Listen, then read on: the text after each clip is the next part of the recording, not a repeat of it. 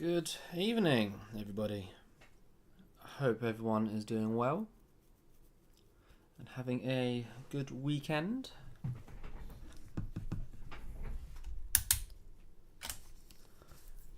Today we are going to be finishing off the Longines.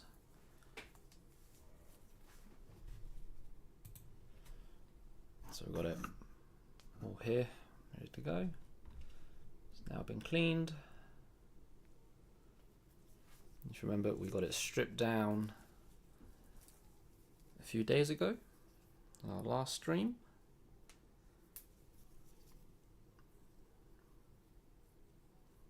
There's not much to this particular movement, so hopefully we can get this completed this evening.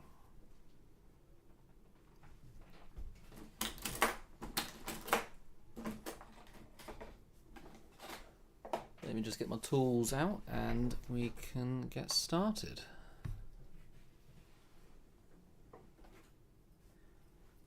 I've got a fair bit to get done today. I've got a few YouTube videos in development, but hopefully get a bit more recording done later. About to head out the door, but wanted to drop in and say hi. Hello. Hope you're having a good stream, Bronquell. Hope you have a good evening as well. Yeah, thanks for popping by. Even if it's very short and brief. I'm not sure how long I'll be live today. We'll get this hopefully completed. But yeah, that'll be one of today's goals.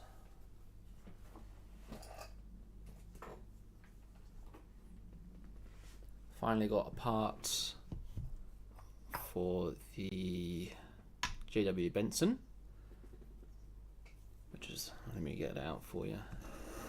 Might as well strip down now, so it's just the case. Got a setting lever spring for it, so hopefully I can get that assembly completed. I need to get some gold to repair the case, get some soldering done, but it's probably going to be a few weeks away before that can go on YouTube.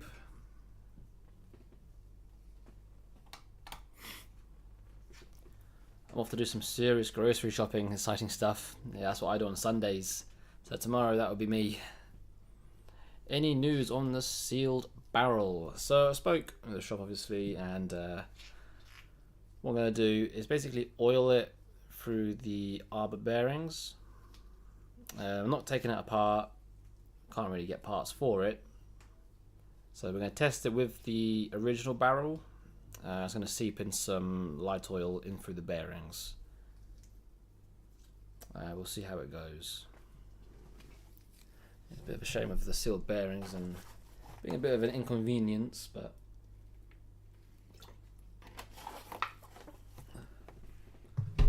that is the hand we've been dealt.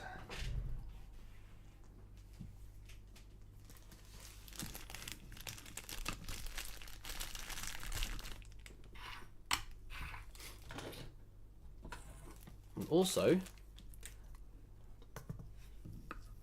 today managed to machine down the bezel for that Amiga and got it fitted. So this was an Amiga that came to me without a bezel, and this bezel was a gold capped bezel for a Tudor Big Rose. So it's now been machined down and fitted, and it looks actually quite nice. So that'll be another job I can finish off.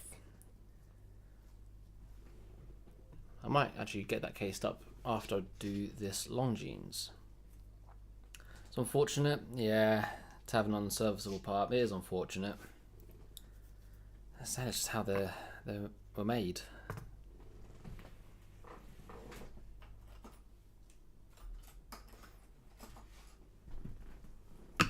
Looking good. Yeah, I'm really impressed with how it came out.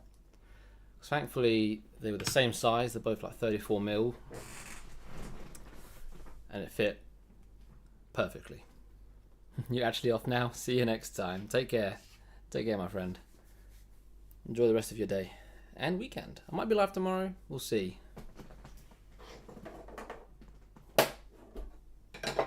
Don't hold me to it.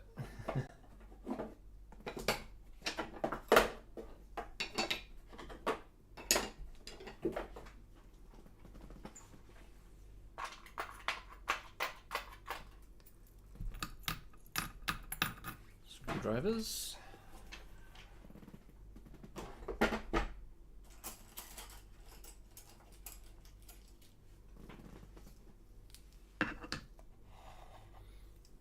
See, I might actually see if I can get the Omega finished off once I got this Longines sorted. But the Longines, I haven't got the case cleaned, so I can do the movement. We can case up another time. It's not the end of the world.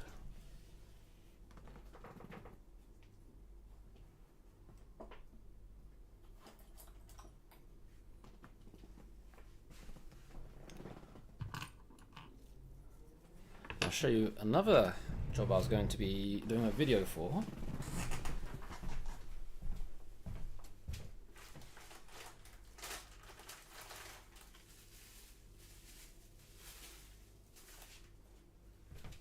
Now this may look a little bit peculiar, because, well, it is.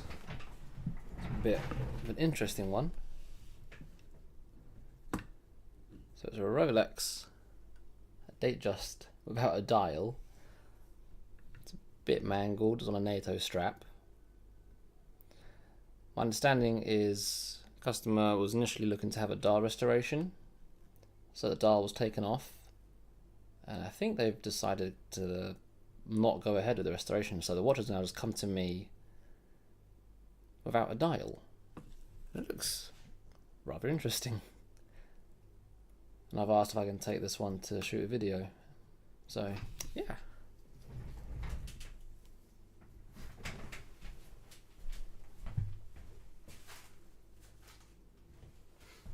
Once I've finished today's stream, however long that will be, I will start recording that video.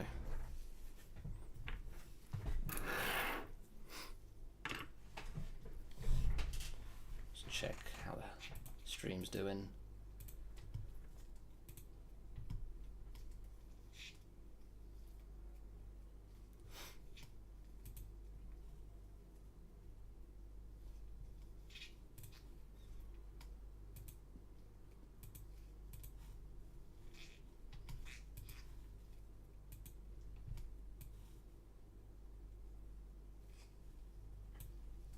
Right.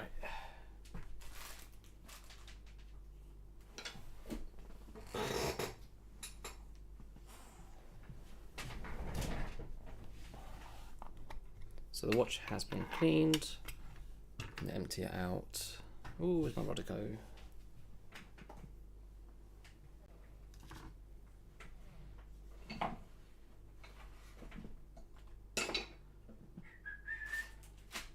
Rodico. There we go.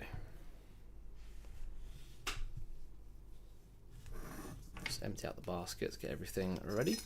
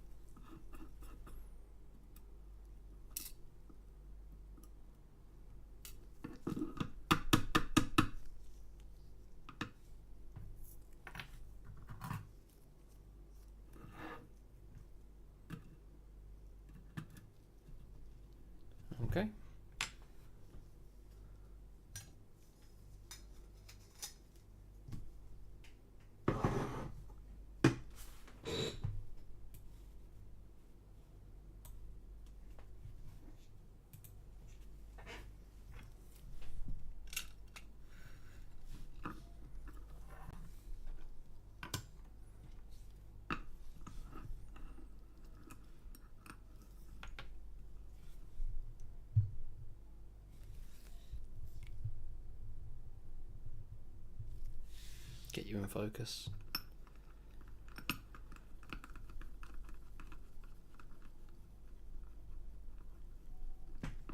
And here is our base plate.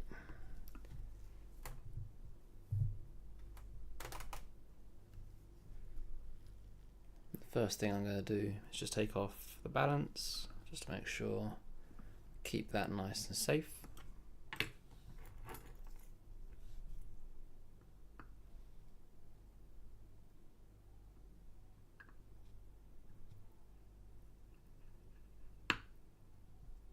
Stuck to my screwdriver.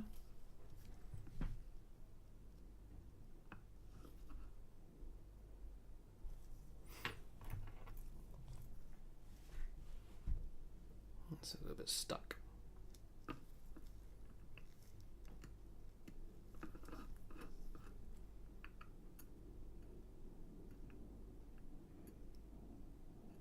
Require a bit of persuasion.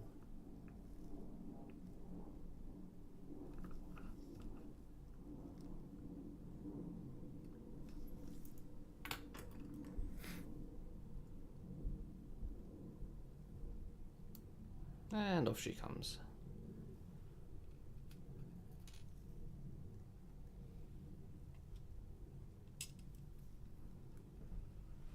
Okay.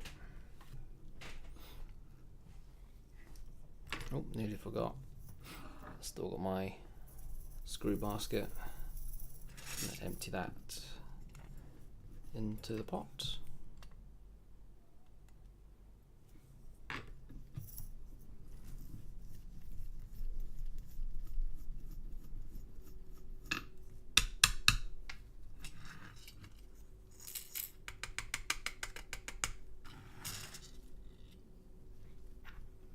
Make sure nothing's in there, but it looks like everything came out.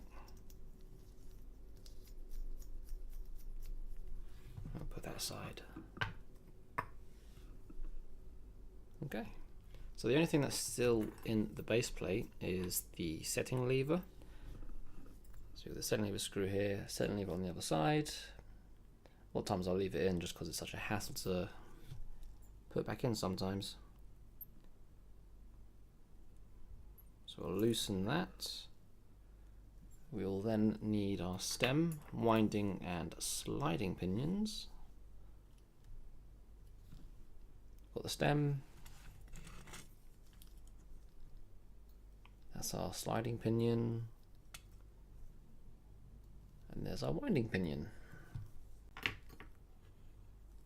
My oilers. And we're going to put a little bit of grease on the stem.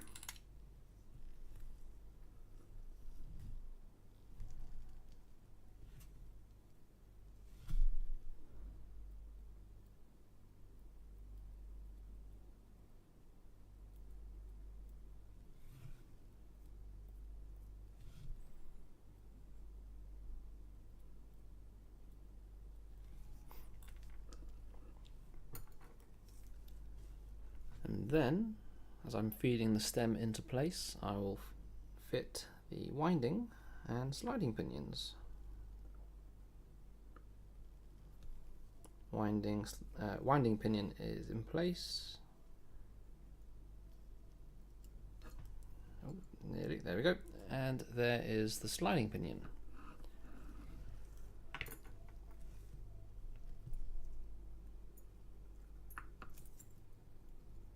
Tighten up that setting lever screw. Give it a little torque. Don't want that coming out of place.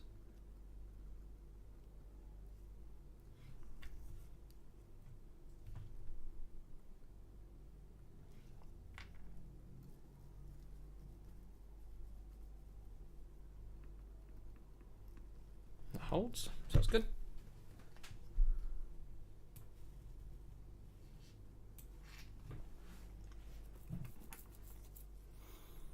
And the other thing I was going to do, from what I remember, was we have this funny plate from the dial side that also holds a jewel for part of our train.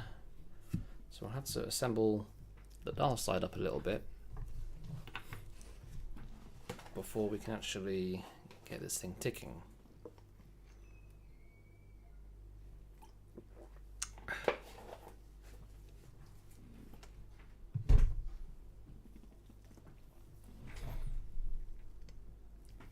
So keyless, need our yoke spring, setting wheel, and setting lever spring.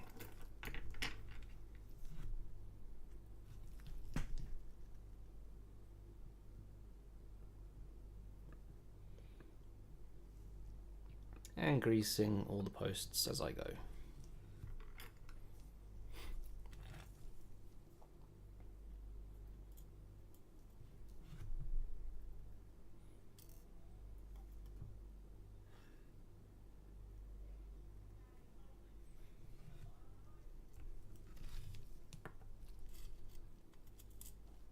There's our yoke spring. Where is our yoke?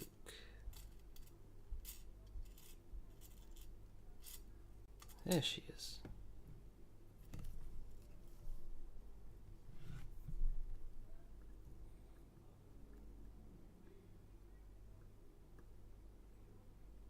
Yoke in position.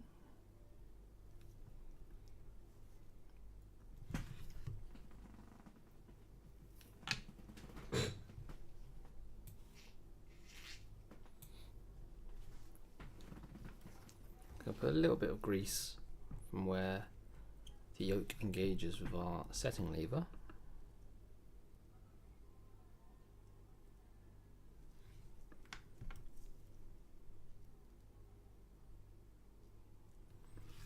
And now to try and get our yoke spring in place.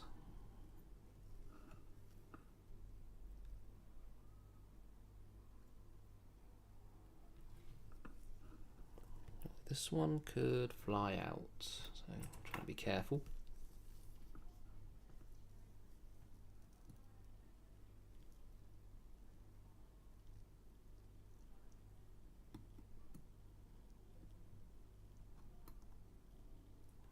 Let's use a bigger screwdriver to hold it down. Just want to hold it down to try and prevent it from wanting to rise up till we have it in position. And it's in. There we go. That's it.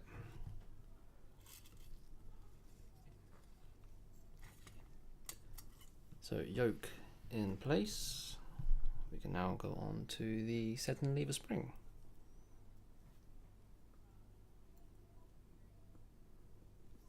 There's only a single screw holding this one down. Hey there Noel, how you doing? Hope you're having a good evening.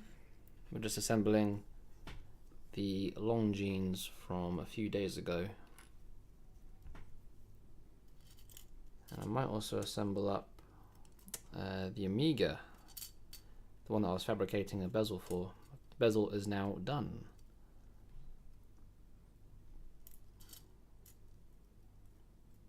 So it could be a busy evening. Right, which screw? I believe it's this one.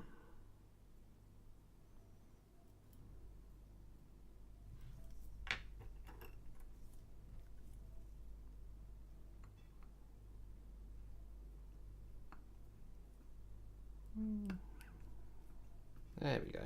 The thread wasn't quite catching at first.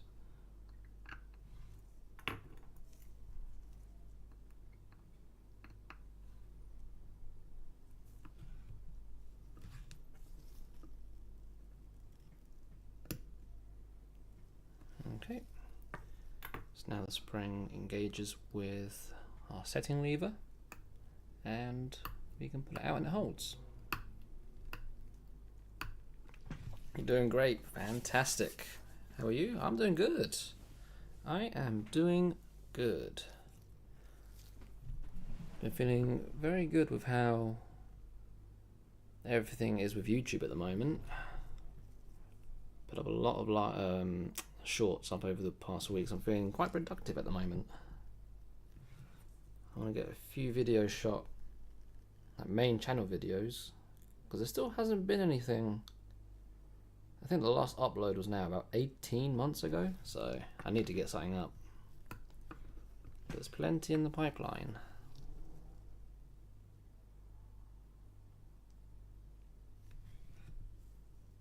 But no, I'm feeling good. And obviously tomorrow we've got the finals.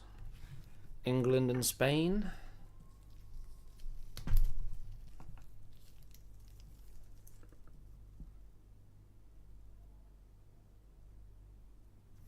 Okay, I see a hair.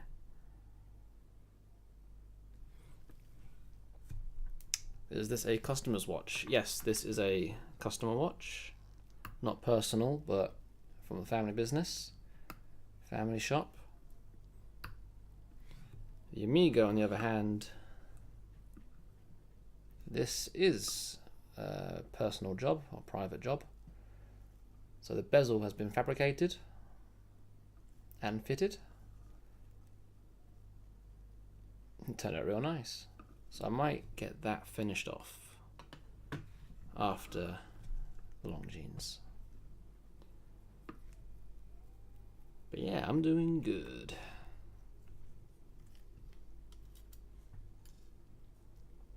So find the cannon pinion, the minute wheel, get some grease on there.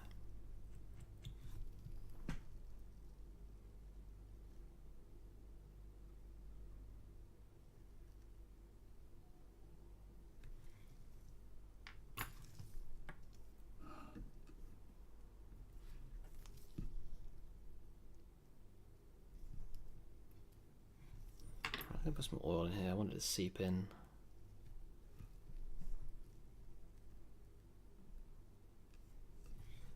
There we go. It looks great. Now, honestly, the bezel turned out so good. It turned out really, really well. So I'm very happy. That was today, so yeah, it's been a very good day. So if I can get this done, and then we can move on to getting the Amiga done. And then I want to get onto shooting some videos afterwards. Got so much in the pipeline for main channel videos. I need to get it all shot and edited. Just time consuming. Not enough hours in the day.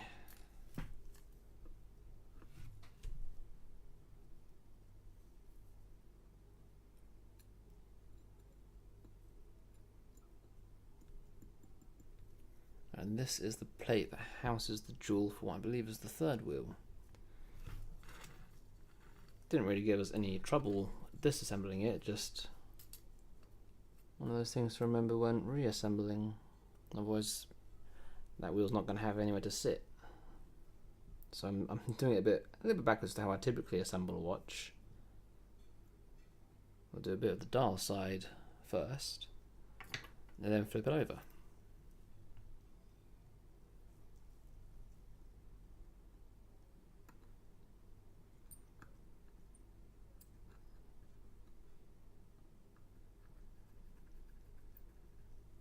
And those two screws.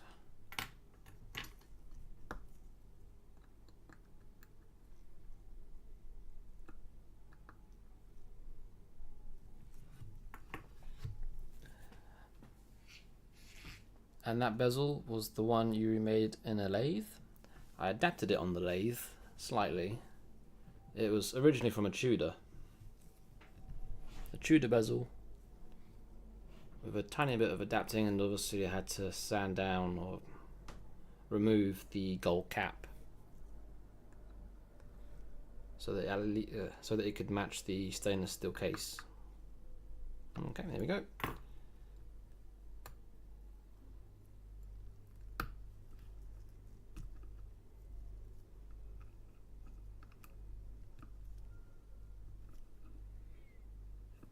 I think I've still got, where is it? Here you go. So this is what the bezel was from. It's an old Tudor. I was thinking of restoring it, but it's so far gone, and the previous person really mangled the case back. Really chewed it.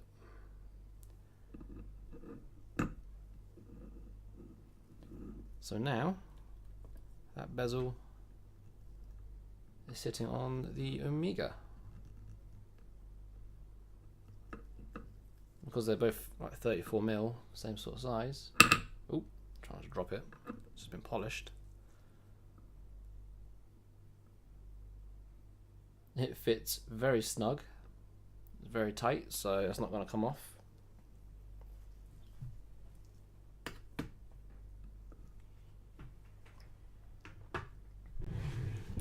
Yeah, a little bit of adapting on the lathe, a little bit of machining. Wasn't too much. And then a polish, and it was all good.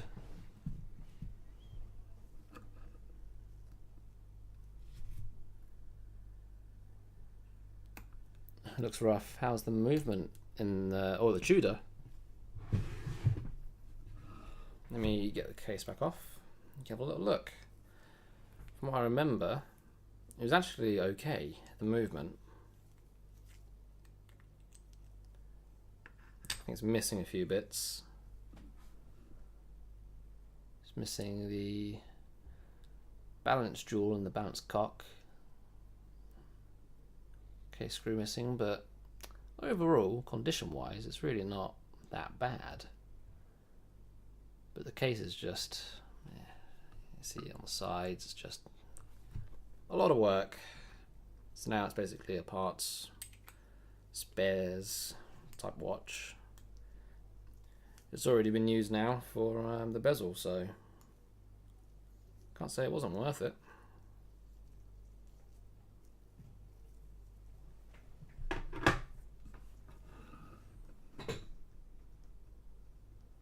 Already got some use out of it.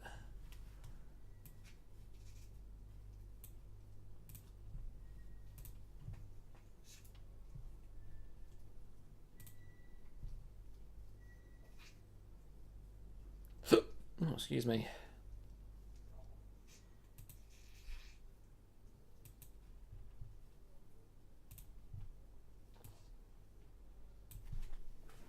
Quick drink. Feeling quite parched.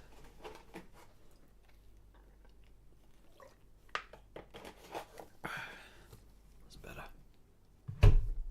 Yeah, the movement wasn't too bad. A few bits missing. It's just the case. Obviously, it didn't have the original tube crown. The bezel wasn't in great condition.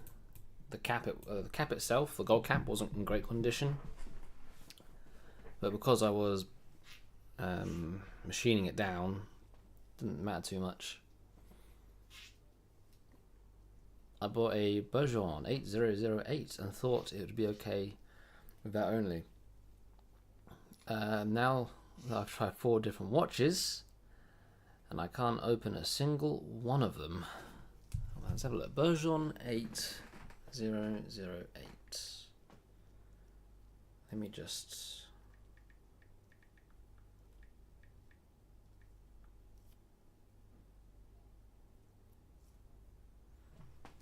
the rubber ball.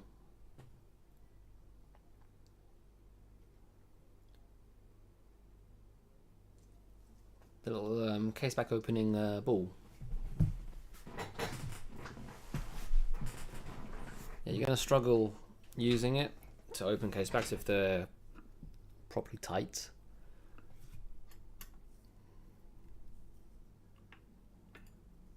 What you're going to need is, onto main cam, something like this. For most watches I'll run this 3-pronged case back opening tool. You can get 4 prongs as well, but 3 is the go-to. Obviously Rolex have their own case back opening style, so I've got a few bits. Oh, hello. Camera went off. Obviously this is a very old one. Not sure how much they will fetch today.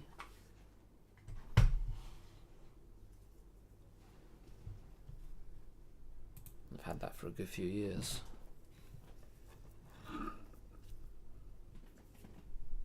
Yeah, you'll need different case back opening tools for Breitling, Amiga, Rolex, I guess Cartier. Actually, no, not Cartier. Yeah, I'm trying to think of some of the cases.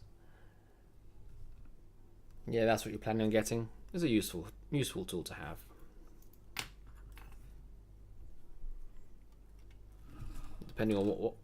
Depending on what watches you're working on, you're not going to need necessarily every single device.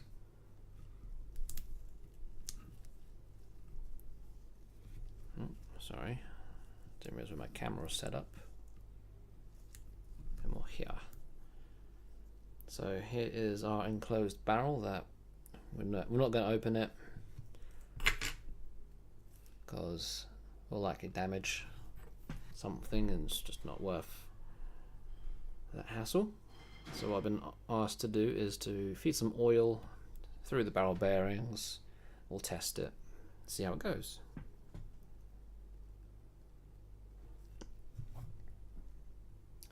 I don't know if I should cheap out and buy a Chinese one to start out. I'm not sure how much they're fetching, to be totally honest with you. I don't know how much they cost.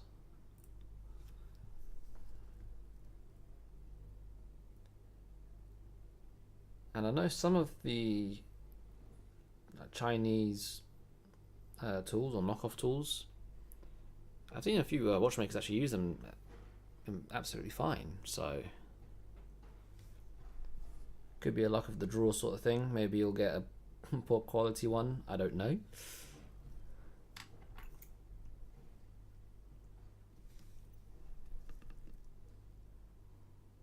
I'm using very fine oil and I'm not picking up very much with my oilers, so I'm using my screwdrivers now. Just trying to pick up a bit more. My 9010 might be running a bit low.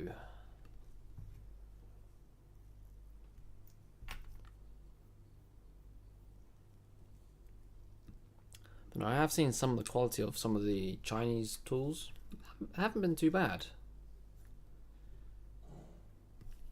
Obviously what you don't want to do, the case back opening tool is something that could slip on the case back whilst you're trying to remove it and then you scar the case back. So yeah.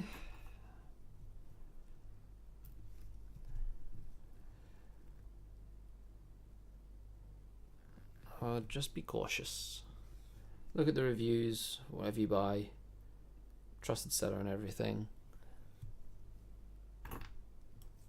Just be vigilant.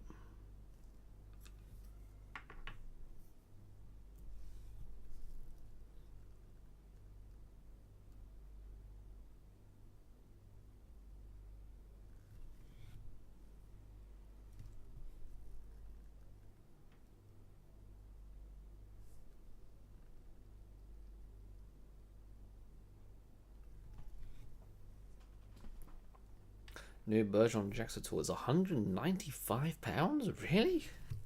I shouldn't sound surprised because Bergeron is, yeah. But still, that's a pretty penny.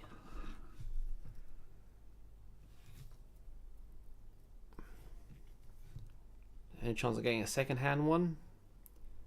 eBay or anywhere? I'm sure you can get something decently priced. I'd be amazed if you couldn't.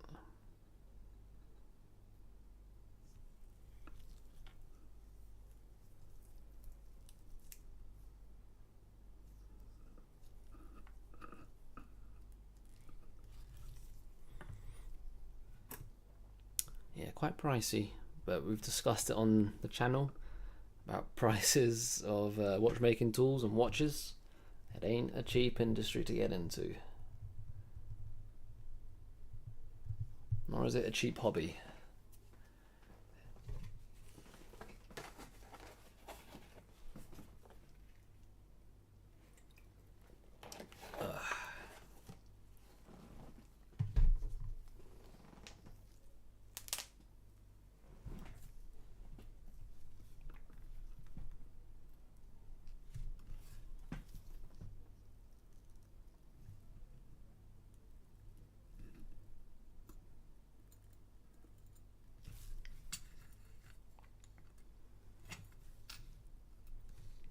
it looks like the barrel bridge will also house the jewel for our great wheel. This is where I'm trying to, you may remember, trying to shoot some shorts whilst I do this, so do a quick video.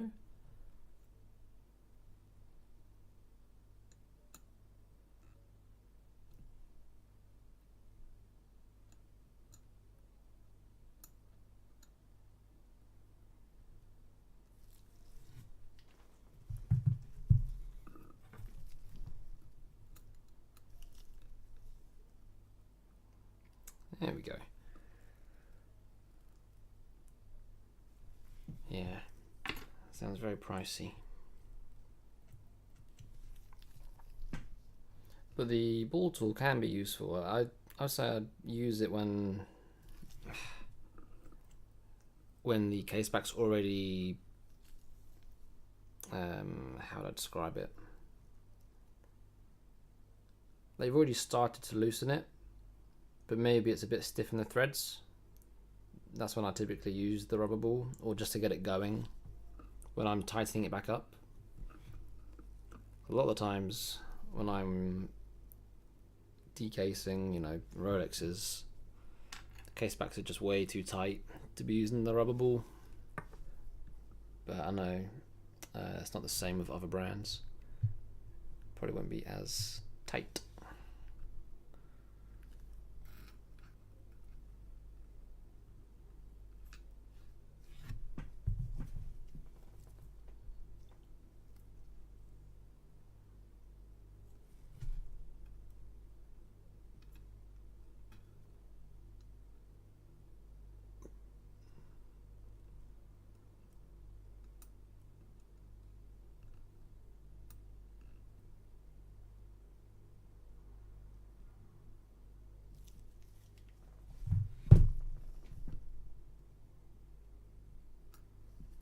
There we go. Sorry if it looks a little bit jagged when I'm putting the plates on. I've got one hand holding my phone trying to shoot a little video, and then from a distance look and try and get the plate in place. It's not quite working out, but that's all good. Probably could get a second-hand one. Doesn't seem like there's a lot of offers though. Yeah, it's a shame. Probably getting picked up real quick. Probably have to wait a few weeks. Yeah, I imagine they get picked up real quickly when they do get listed. When I get started, as I have all the other tools, so I think I get a Chinese one. Yeah. If you do get one, let us know what the quality is like. I'm sure if it is good quality, people would be interested. We will require your verdict. Right, so 3 screws holding this plate down.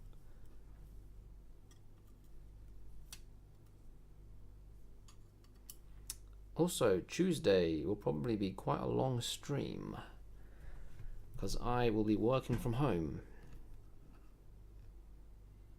I've got a dentist early afternoon, and after that I'll probably go live for a good few hours, depending on how much work I have to do. I'll probably have a few Rolexes, which I'm sure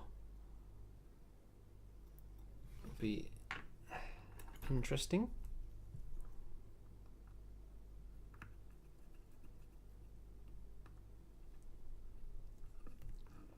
So yeah, Tuesday will be a long one.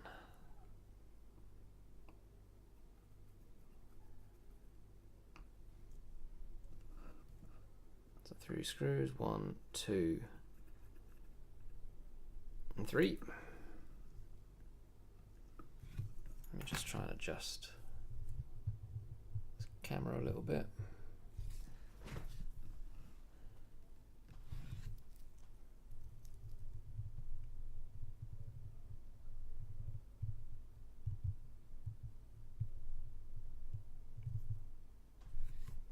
There we go.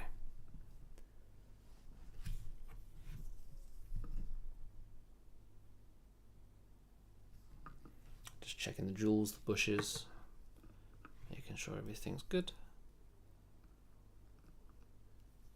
Barrel moves, happy days.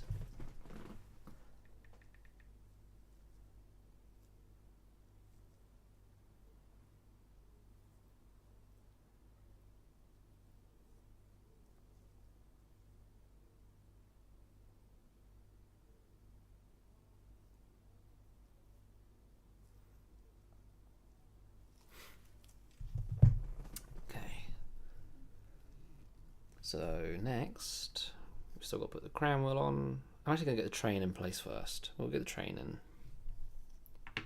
And then we'll do the crown wheel, ratchet wheel, and we can get this thing ticking. There's no complications on this one.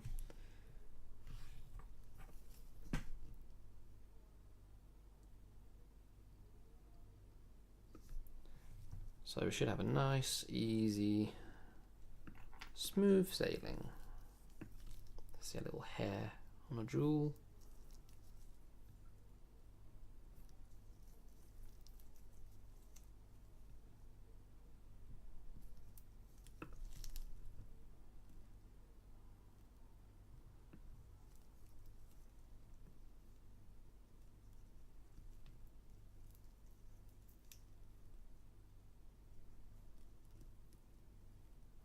Make sure everything's nice and clean.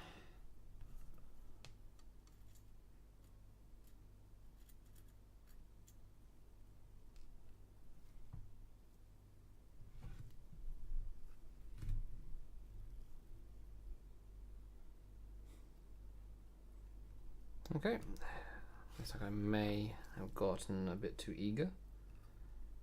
I'm going to have to loosen that plate.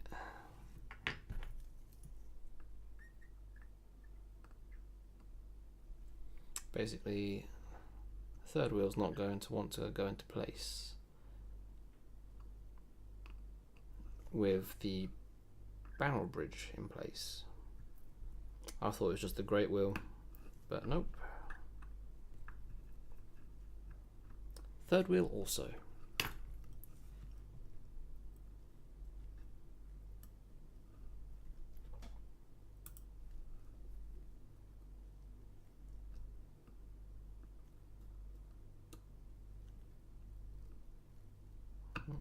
Get a bit stuck. I might as well get all the train wheels in place now.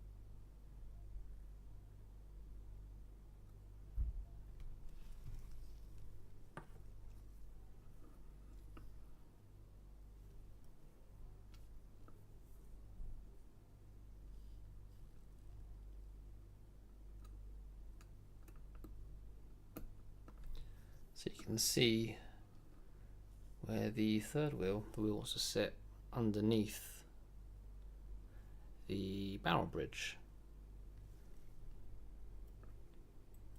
I didn't make a mental note of it when I was stripping it down, and it came back to bite me just then. Easy fix though, so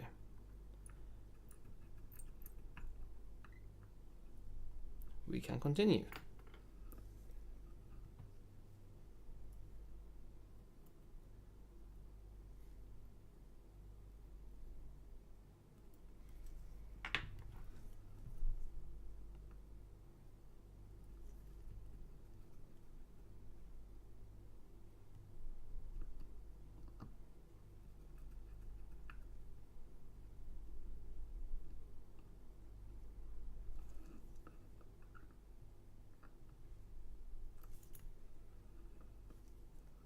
Barrel bridge back on.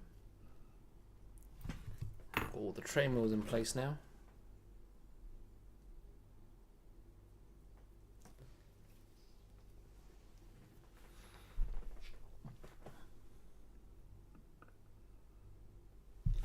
Let me just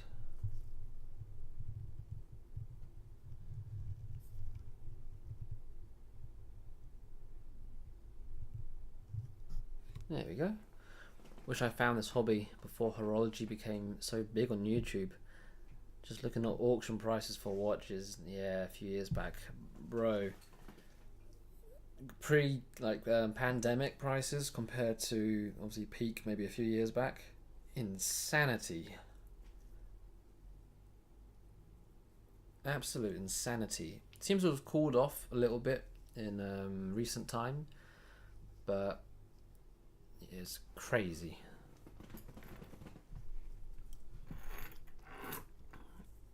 Not necessarily the tool aspect of it, but just the watches. The amount of money that was flooded into the market, the watch market, it's crazy. Just want to check the jewels, and they look good, nice and clean.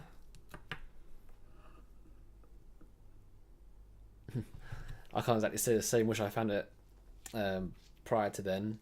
For me, it's more having hindsight of what would have happened 5-6 years ago. Power of hindsight, huh? Alright, let's get this train on.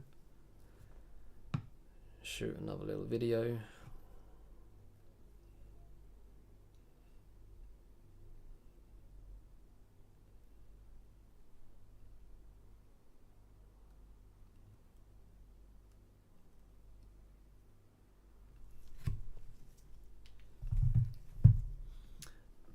But I'm talking to people in the industry. It's definitely seeming more like a... how to describe it? It's not really an easy time to sell, I would say. Because everyone still wants top dollar for their watch, but people aren't paying up the same prices as a few years back.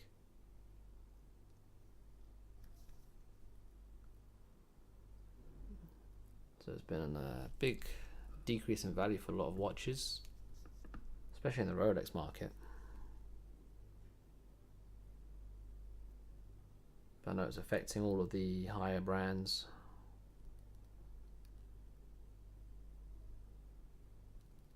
So you could say it's almost an investment opportunity if you pick the right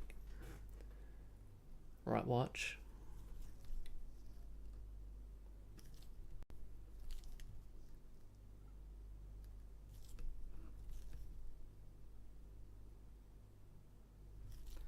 Okay, center wheel and escape wheel are both in position. Let's try this third wheel in place. Yeah, one of the guys I work with, he's talking about how he's selling watches, but trying to find buyers is so much more difficult.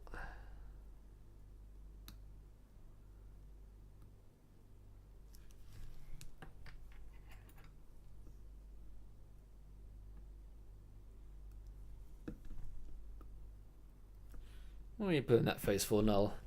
You thinking about buying a watch? You know, investment?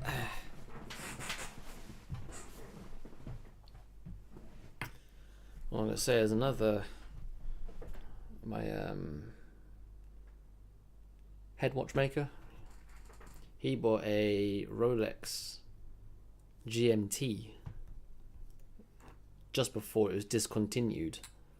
I think he paid 7 or 8 grand for it, and then 3 months later it's worth like 11, 12. Just went through the roof. So the second a model goes into being discontinued, same happened with the Hulk. I remember that skyrocketed as well. Pretty sure it's the Hulk.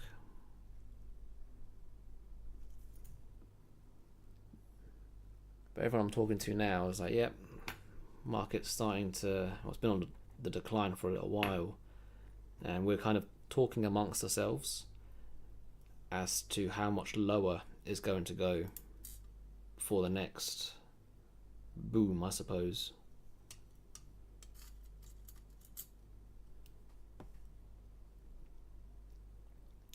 How much lower will it go?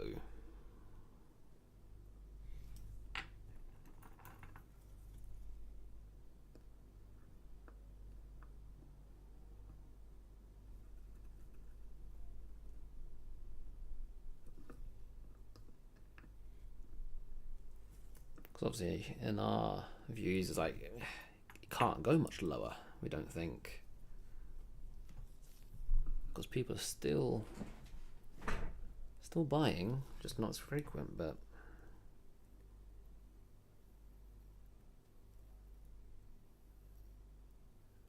power's going through the train. Lovely stuff. Get the crown on, get the ratchet on. Yeah, it's not like the buyers have completely dried up. Do I have any knowledge on the Milgauss? I do. Black blue dial. I've worked on a few Milgausses. The anti-magnetic watch.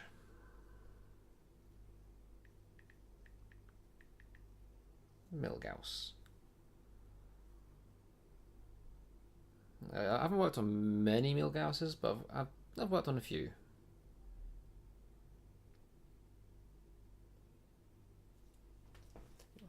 Are you tempted? You're tempted. It's not a model I see a lot of. Obviously, the most common ones being date justs and whatnot.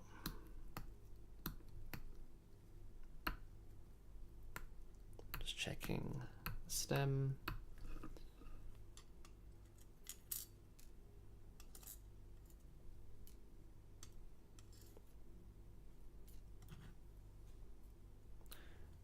They are discontinued, right?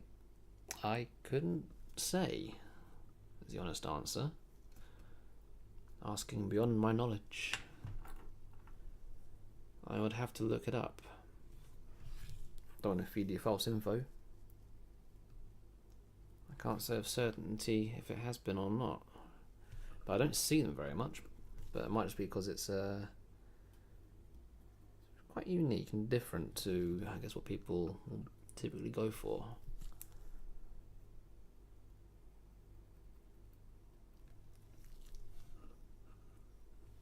I'm being quite generous with my grease application here. We have had a bit of wear and tear. Not much, just a little bit. Enough for me to want to make sure this is well lubed.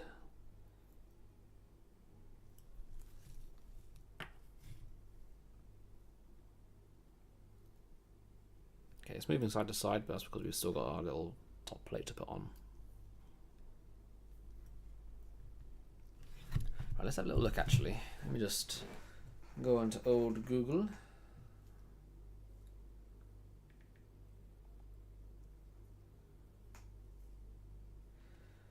Rolex discontinued the Milgauss collection in 2023. Ah. No, that flew right under the radar for me. Oh wow, okay.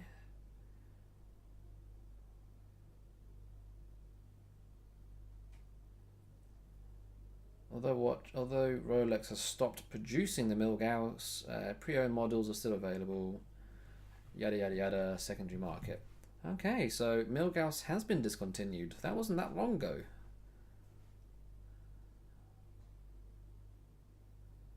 Whenabouts in 2023 was that?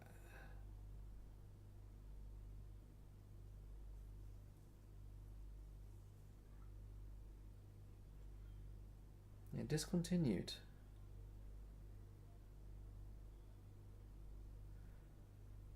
I'd have thought that, yeah, I would have heard of that one.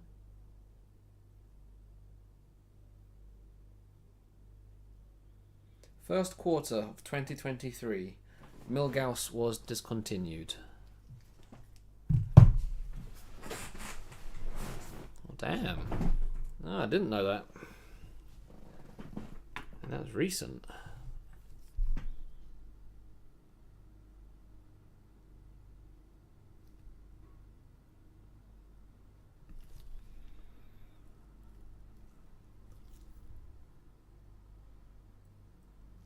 Okay, sorry, now that I know this, I want to see what the price history of the Milgauss was. Give me 1 second, everyone. Hang on.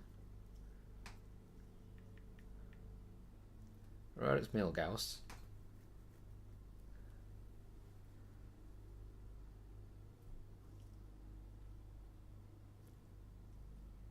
Give me 1 second.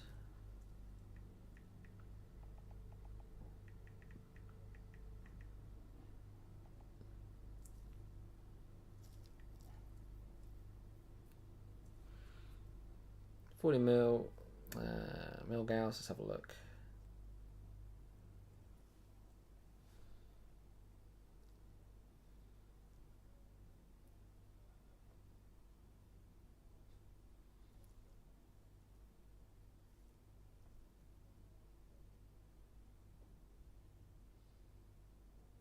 Oddly enough, its price didn't change too much after the discontinued announcement, or when they actually when they did discontinue it. There's a price surge from 2020 up to 2022, but that was the same with all watches really, Rolex related. Because it then went down.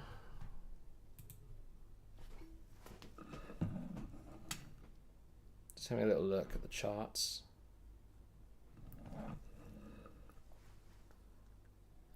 But after it was discontinued, it didn't seem to have too much movement. But the Milgauss is a funny one because, yeah, I don't see many of them. And I predominantly work on Rolexes when I'm in London, so I think I've only worked on a few. Just don't see them. They're not as popular as the Submariners, so.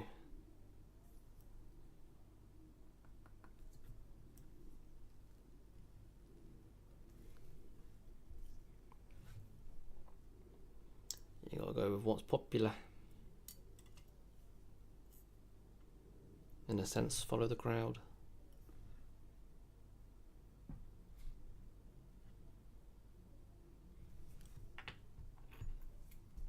Alright, cram wheel on.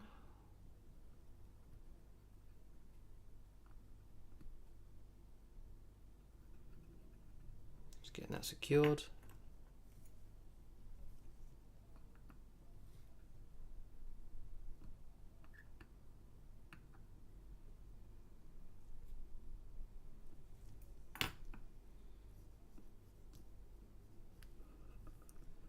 Actually, what are they suggesting the current price is?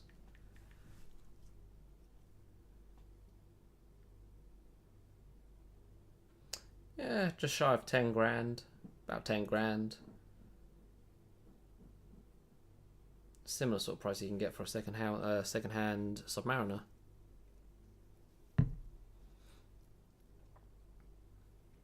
Yeah, 10ish grand.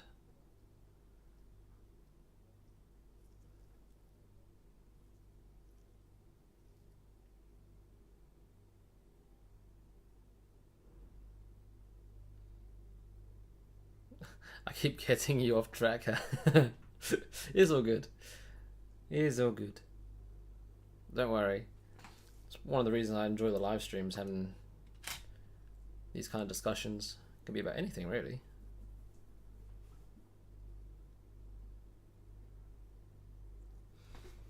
Yeah, about 10 grand for a Milgauss. Yeah, where was I? That's fitting the ratchet wheel.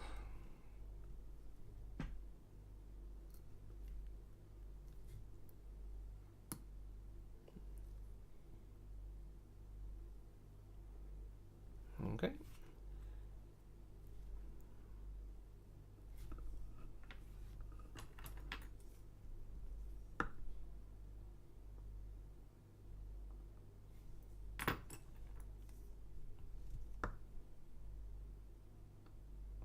Yeah, it did not look like there was much movement in terms of price for the Milgauss after it was discontinued.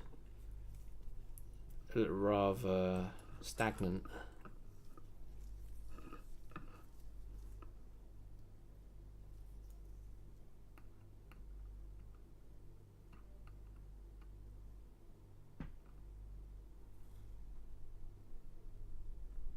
torque that down.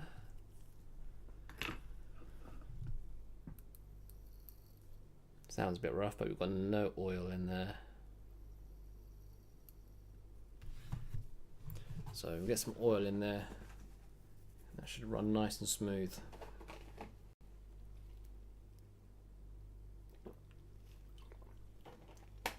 Jeez, we've already been on for an hour. Yeah, we'll be on for a few hours today, I reckon. I'll get this one done. Actually, let me go in the title. I'm going to do the Amiga as well.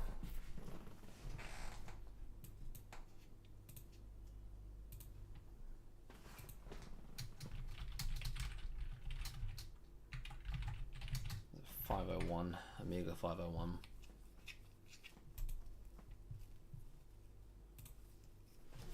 There we go. Title updated. So we're just gonna oil up the train jewels.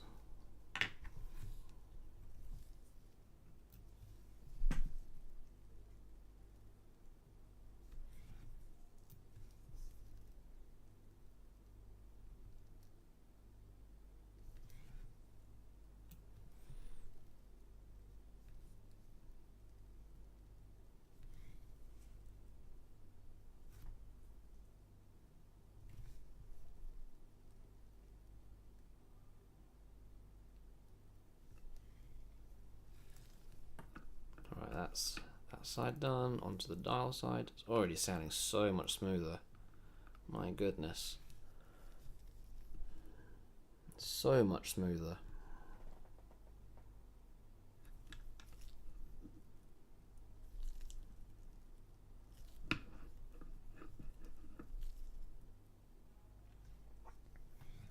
Be very careful here. Don't want to spill any oil. I don't want it.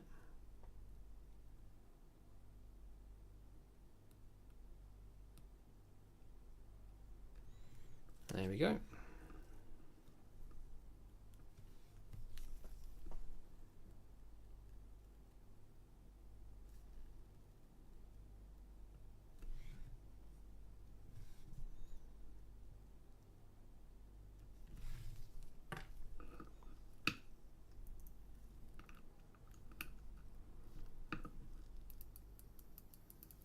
That sounds much better.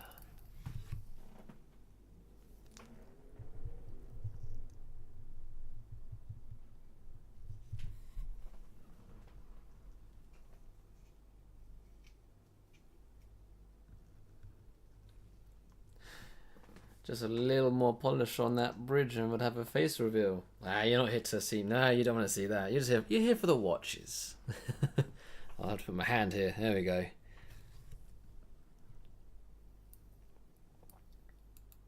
Just picture a 26-year-old with a mustache and messy hair, and that's basically it.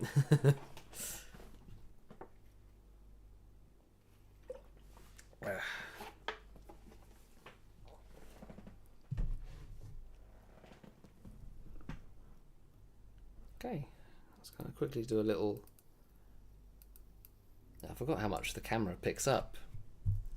I've got to be careful. Can't be showing myself. I feel like that will come eventually.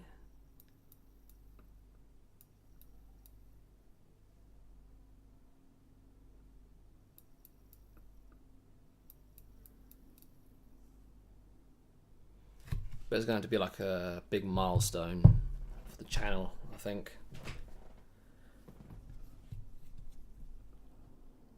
If I do ever do a face reveal.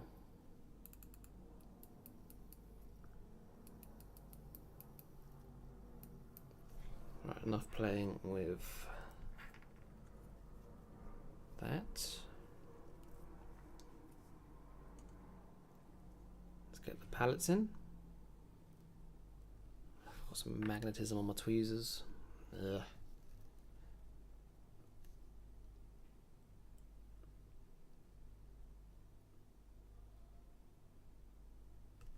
Palettes in place.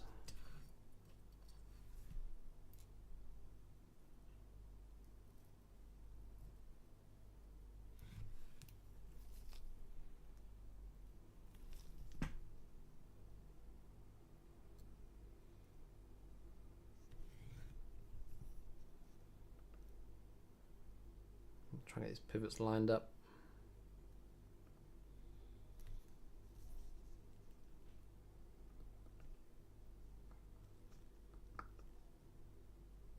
Beautiful. Pivots are in. I haven't screwed it down, but it perhaps turn over. Lovely. Hey there, Robert. Like Andrew M. Has he also not done a face reveal or never had his face on camera?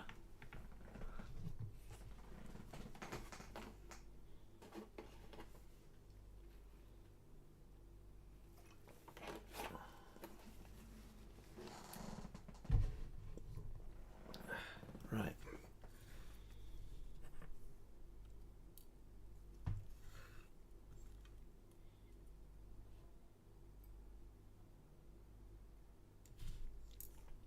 Don't need that. Got 2 screws. Is that the right one? That's something else. Ba-da-da-da. So I'm just looking for the pallet screw. Can't see her. Is it still in the basket?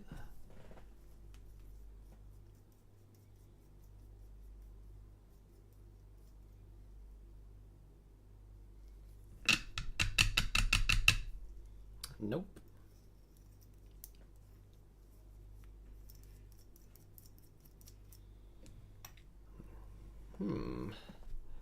It's not the end of the world if I can't find it. I'll just have to get a replacement.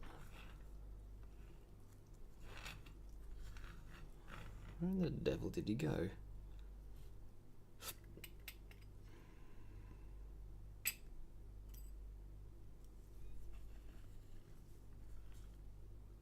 Let's get a replacement. I've got a pot of screws I can use.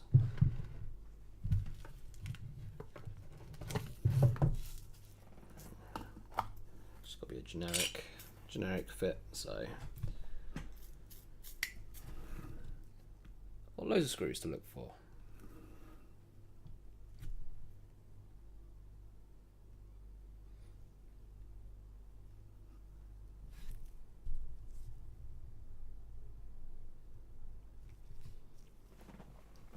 Watchfinder guy only saw his hands and heard his voice until a year or 2 ago.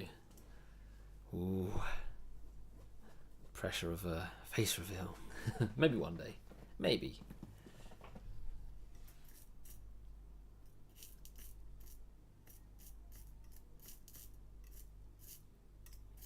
So I'm just looking through all screws.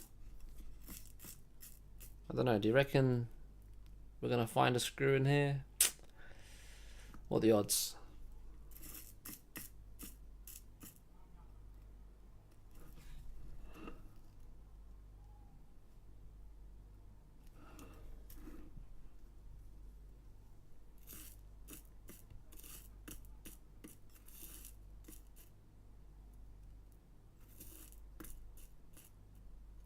Well, even more in London, but they stay there for the time being.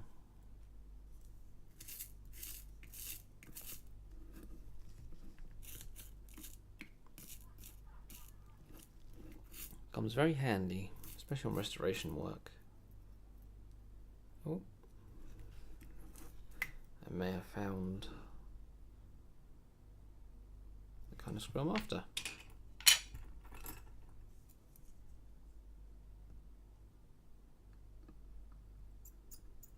Perfect.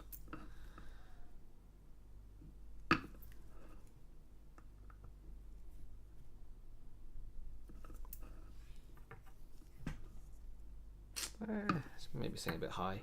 Thread's good. And the thread is good, but let me just make sure, because this watch hasn't gone anywhere, so I'm not sure how the screw's gone missing. Rather peculiar. No, you haven't come and nicked it, have you? You haven't nicked my screw. Just snuck in here and taken it.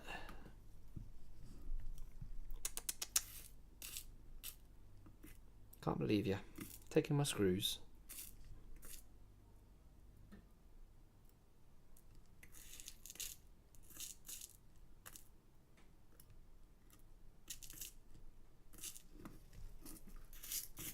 Got me on a witch hunt now, looking for one.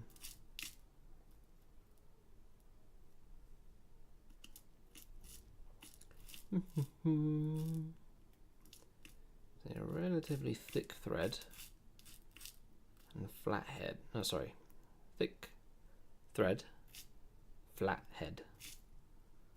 Ugh, tongue twister. I'm not good at those.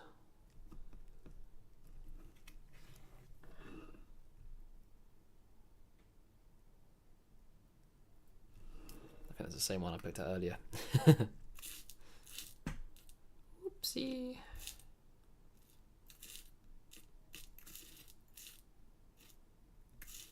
Got quite a lot of fat heads in here.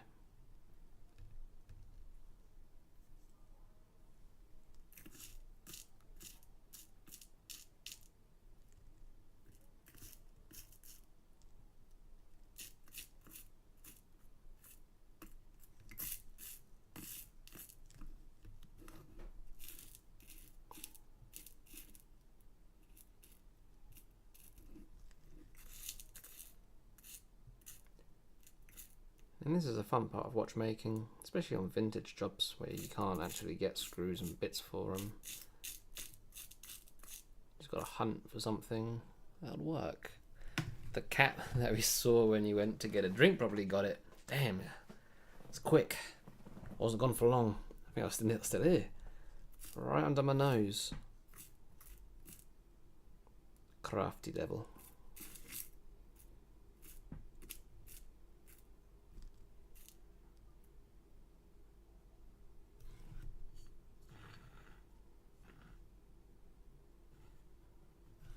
Oh, 1 second. Oh no, that's the balance bridge screw I was looking at. Nope.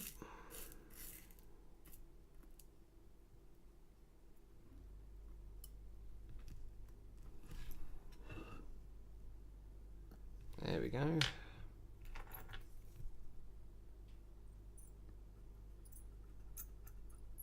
That's better. Perfect.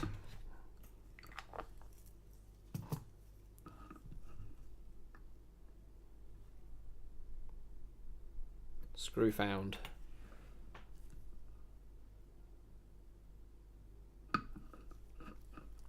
And the other check, just make sure it's not popped through the back. And it has not. Sweet.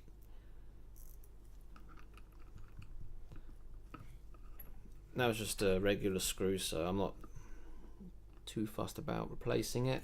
Obviously, if it was a more unique, different screw, say one with a shoulder, or served a different purpose, other than just holding a bridge down, then I would have to find something far more specific. But that was just a standard screw, so that's all good.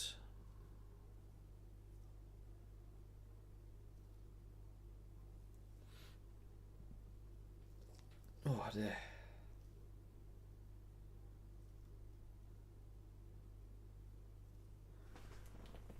Let's get those jewels oiled. Yeah, the power's going round.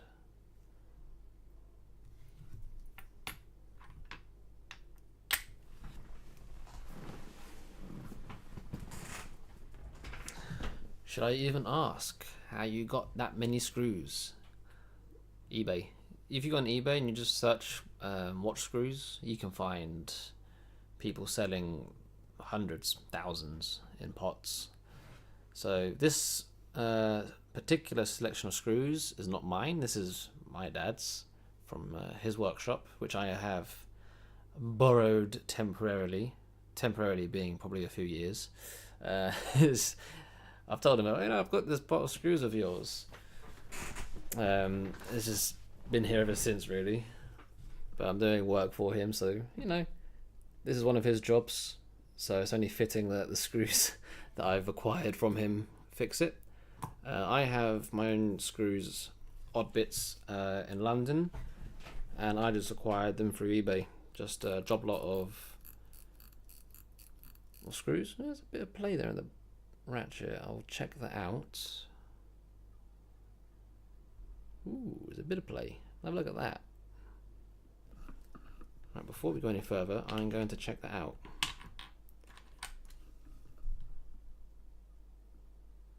So I'm looking here at the ratchet wheel.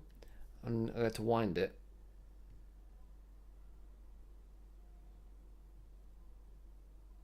We might have some excess arbor end shake.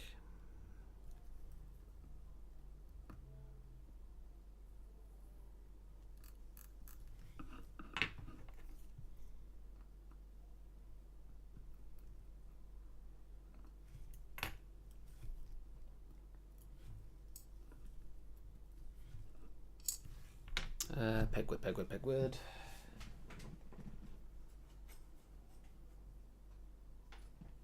Where's my pegwood?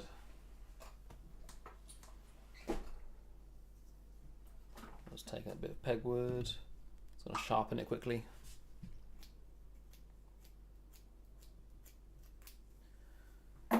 So yeah, I just bought a job lot of a variety of screws. Bridge screws, ratchet screws, dowel feet screws. You can get them up at a decent price.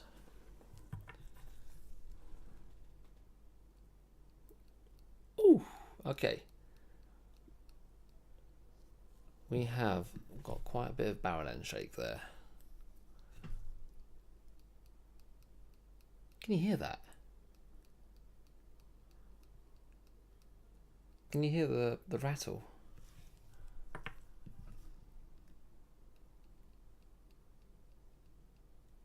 Might not being picked up by the mic, but well, a little bit up and down. But it's the side that's concerning me.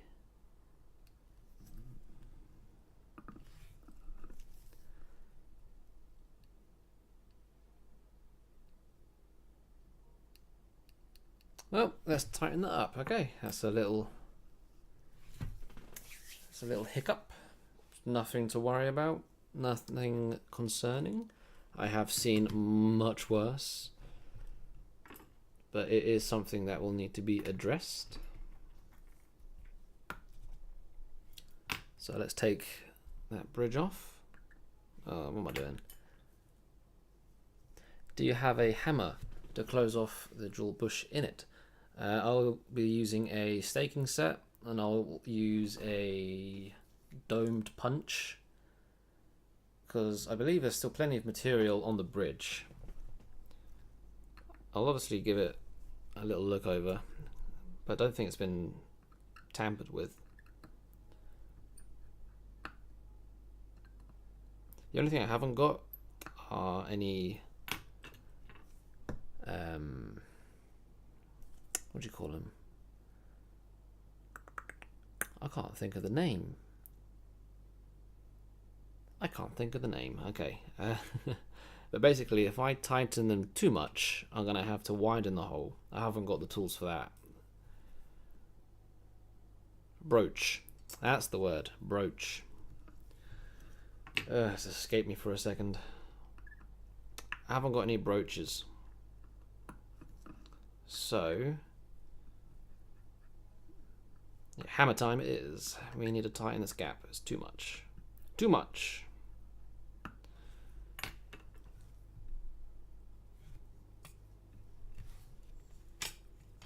You can hear it. Yeah. Let's have another little look.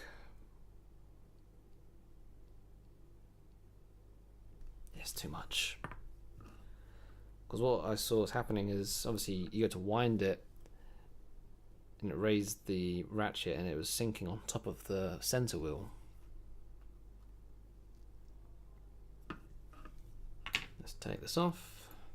It's a minor setback in the service, but that's what you get with older jobs.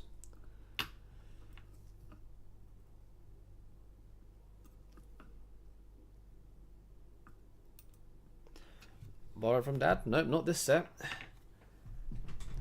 This one. I think I've actually shown this one on stream before. This one has been given to me by my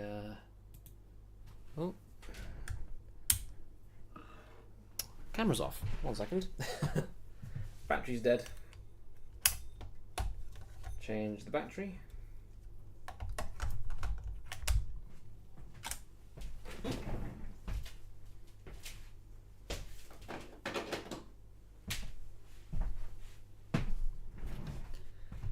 And we're back.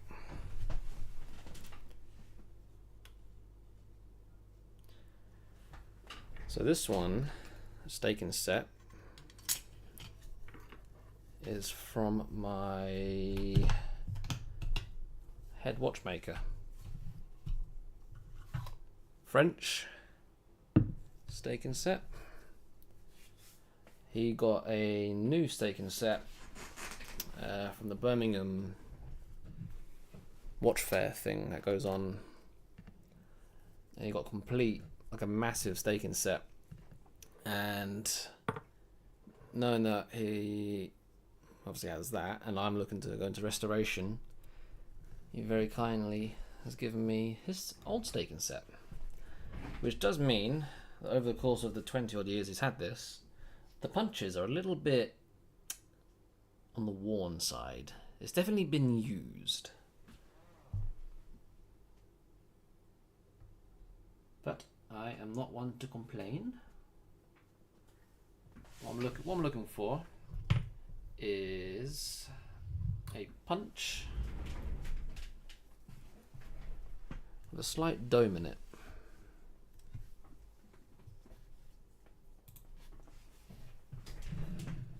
So here is the punch, slightly domed at the end. Take our bridge.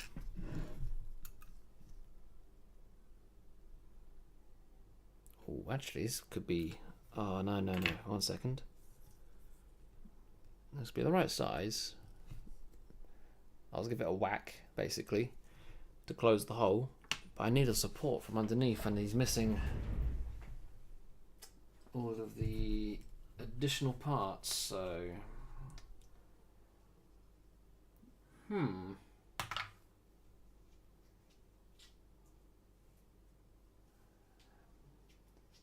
Sadly, the staking set is missing all the platforms. I've got the punches, but not the platforms. It's a bit of an incomplete set. How can I work around that? What I need basically is a metal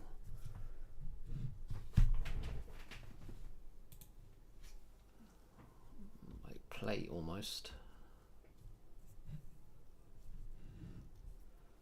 A brooch set, yeah, a brooch set would be used if I tighten it too much, and I need to like widen it a bit.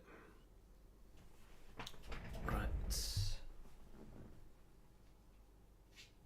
Let me think.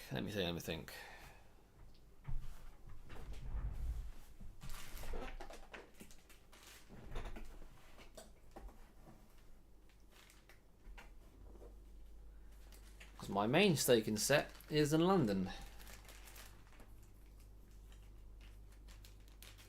And that was one I bought a little while ago, a few years back. Now that does have the platforms, but it's not here.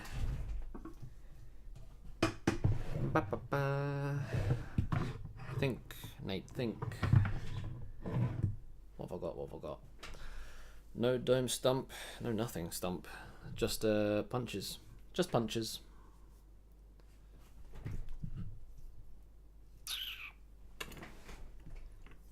But the idea would be to put the punch in there.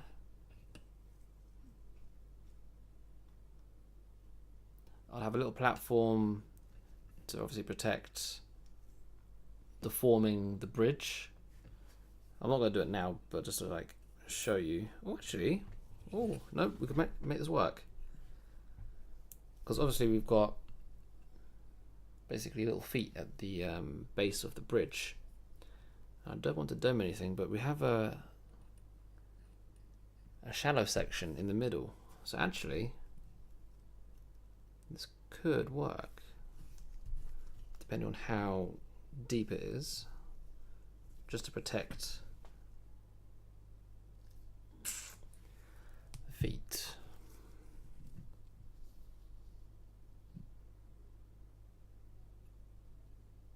No, actually, that's good.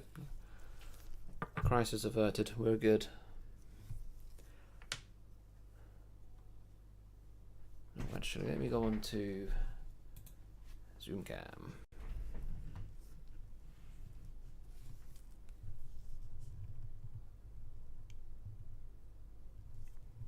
So what you see is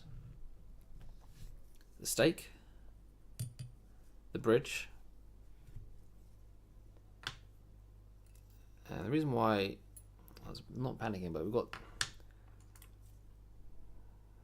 one little foot here, one over here, which obviously align with the holes within the base plate. So if I try and give it a whack without supporting from underneath, then it will just deform the bridge.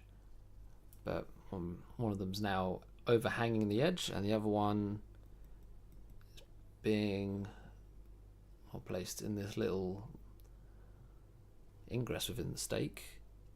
So that's all good.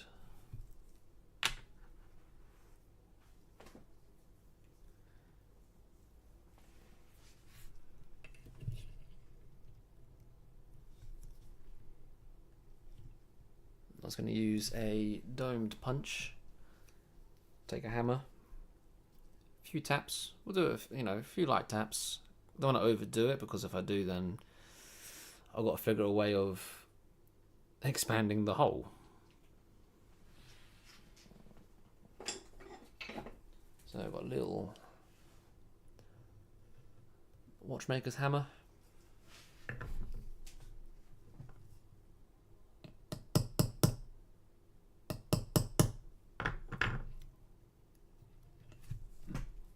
Few light taps.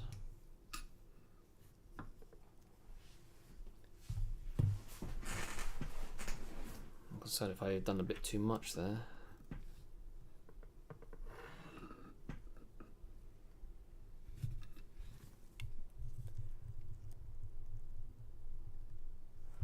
But there's one way to find out, and that's to have a little check.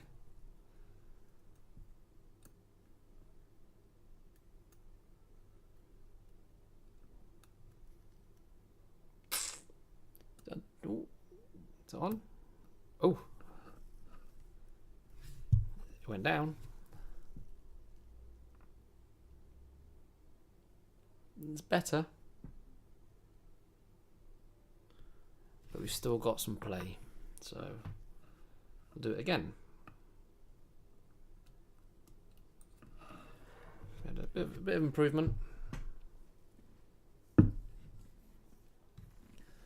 But we're going to rinse and repeat.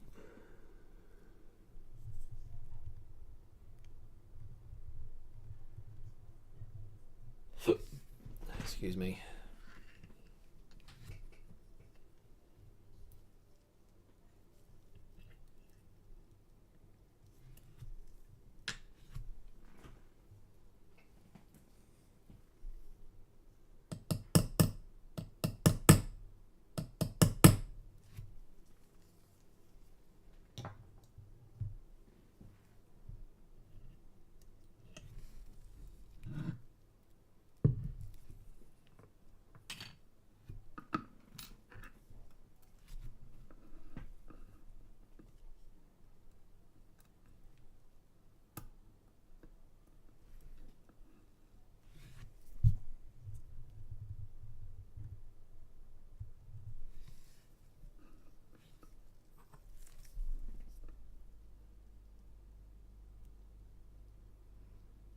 Got a tiny bit of end shake, but I think that's good. I'm happy with that. let me get the screws in. I'll kind of show you the results.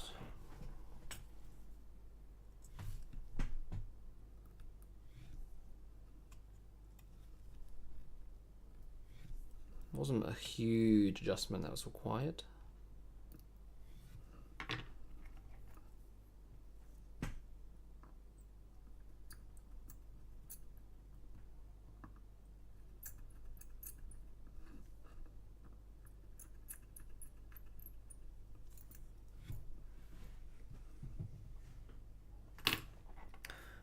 My tools are a 4-hour drive for me as well. Yeah, I've only got the basic tools that I bring to and from London, and obviously the cleaning machine is here. But my jeweling set, staking set, a complete staking set, and spare parts are all in London. It's just too much to carry back and forth every day if I was to do that.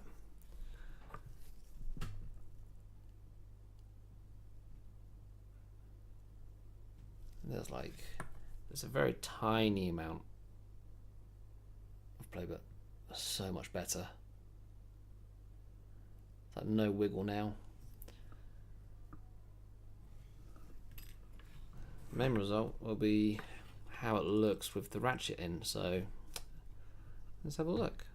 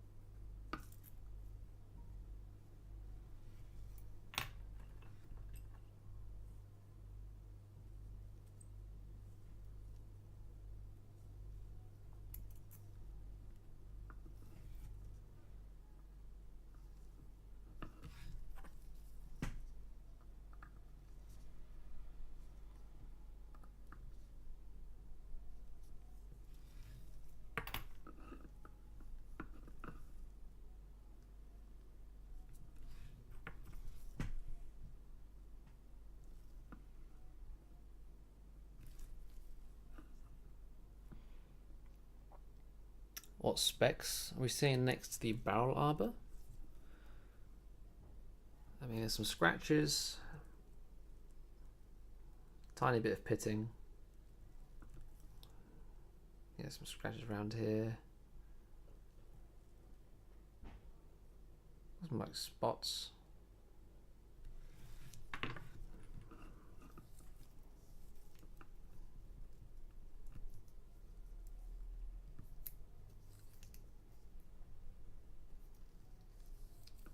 It's not coming out, wherever it is.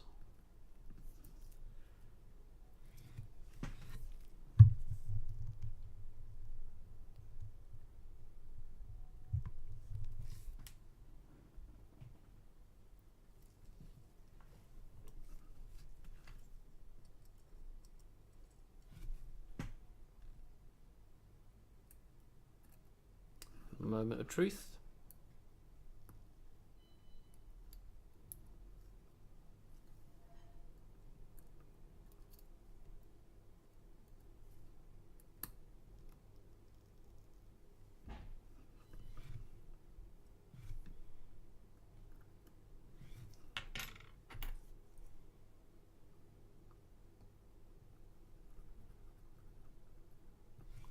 Right, what do we reckon? Let's have a look.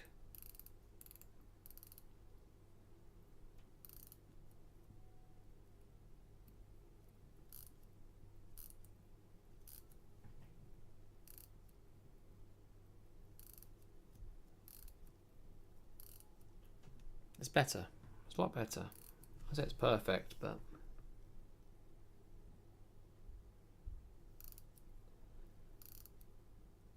it's much better.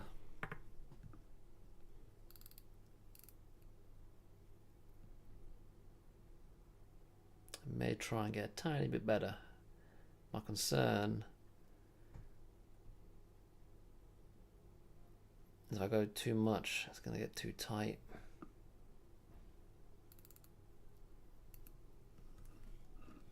I'm gonna try a little bit more.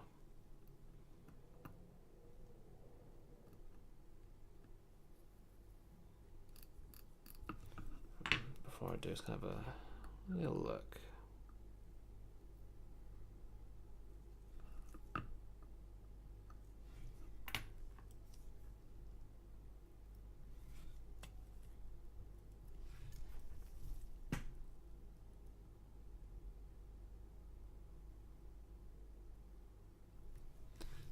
Try it again. I think you got the general idea on what to do, so I won't really talk as much.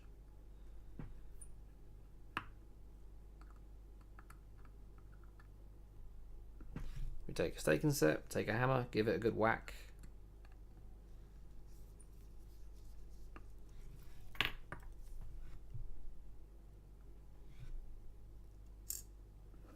Yeah, there's a little wobble, so I want to get rid of the little wobble.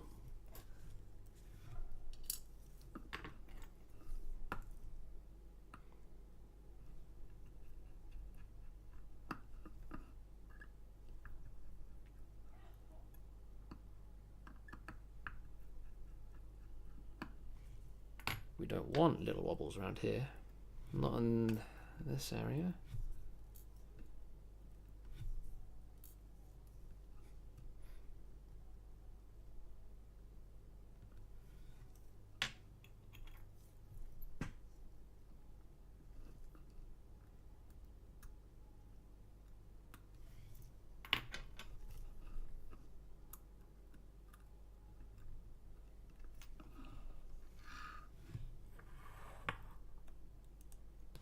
Round 2. The tool's already out.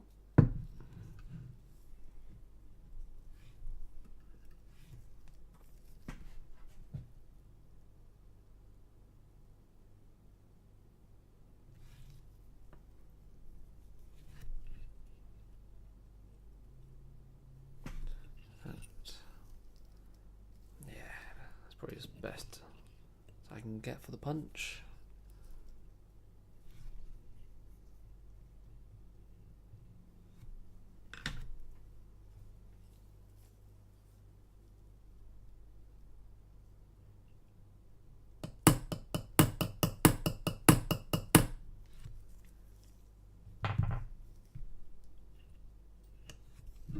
Give it a few good whacks.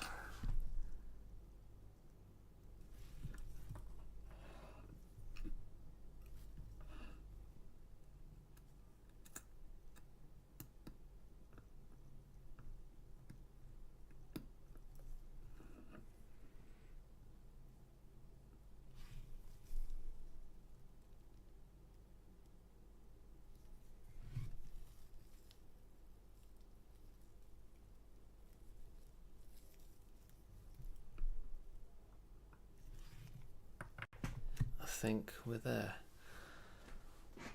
Like wheel bearings on a car, a little shake on the axle, but wheel moves a lot. That's very true, actually. Yeah, it may not seem like a lot, but the end result is visible.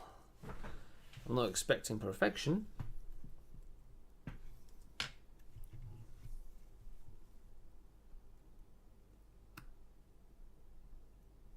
Nope.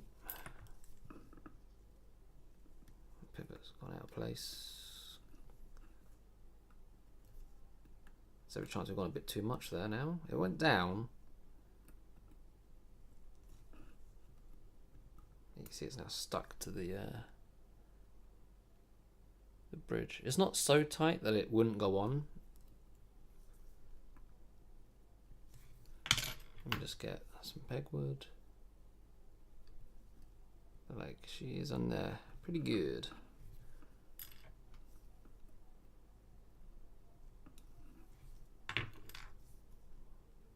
Come on, Mr. Barrel. There we go.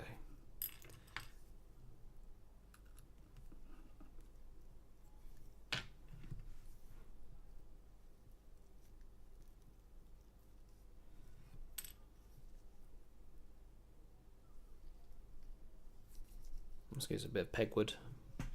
Almost like peg out the bearing, because it's such a slight amount.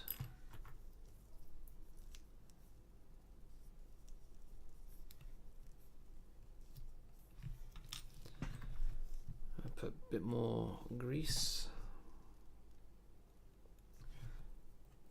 On goes the lube.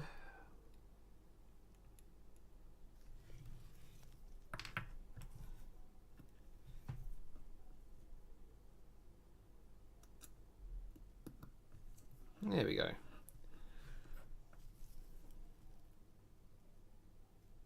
I'm gonna try it. I'm gonna try it like that.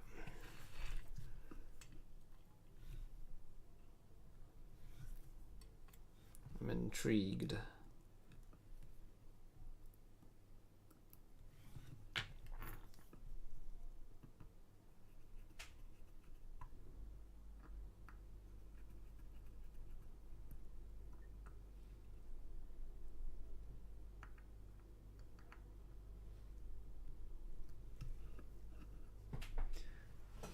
Very intrigued as to how that's going to affect it.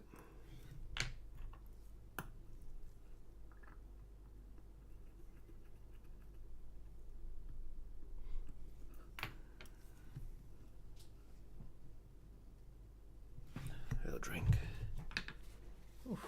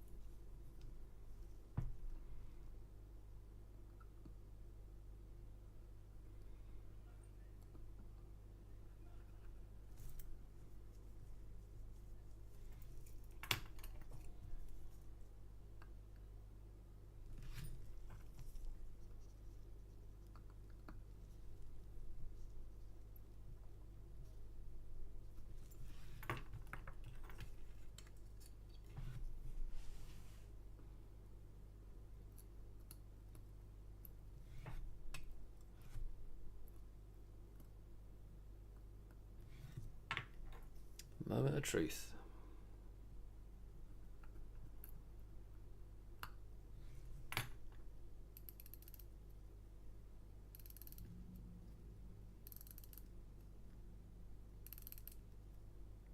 Honestly, I think we've done it.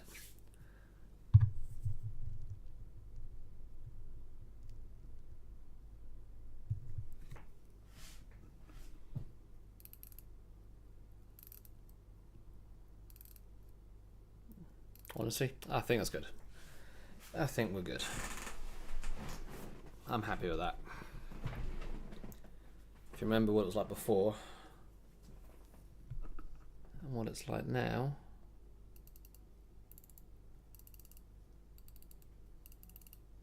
that's much better. Took 2 attempts with the old stake and dome punch.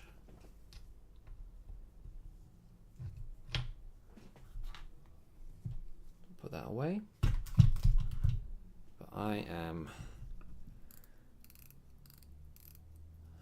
yep, that should be good. I'm glad as well, because it was, you know, it's quite tight going on. Not tight, but like snug.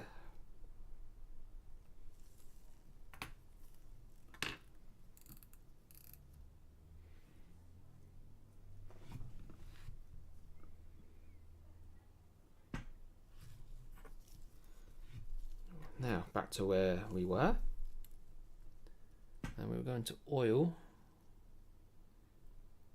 the pallet jewels. Just a little detour, little sidetrack.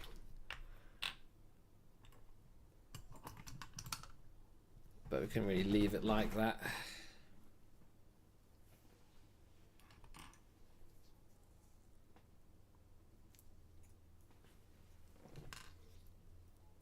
That's too much for me.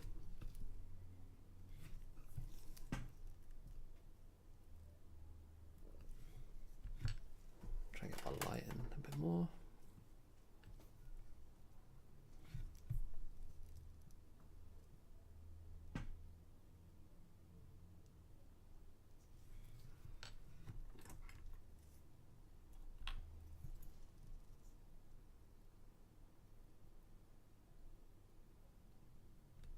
Got some oil in. Let's get a bit more.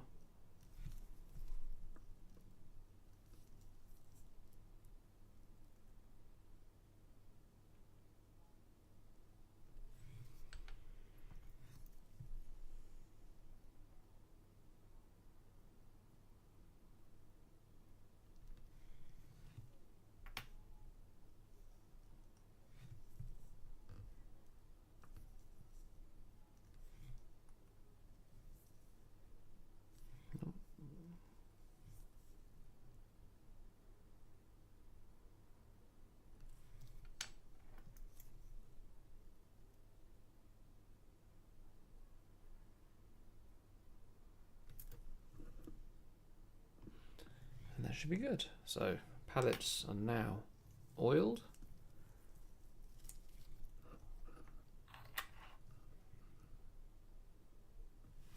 So next we'll get the balance in place.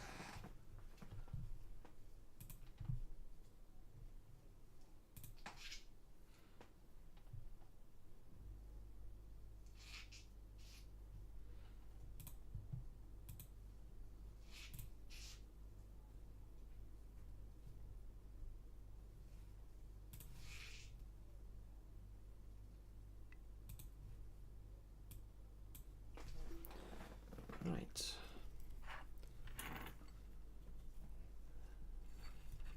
There's no automatic on this job, so it's just a manual wind. So once we've got the balance sticking, the jewel's done, we then just got to fit the dial.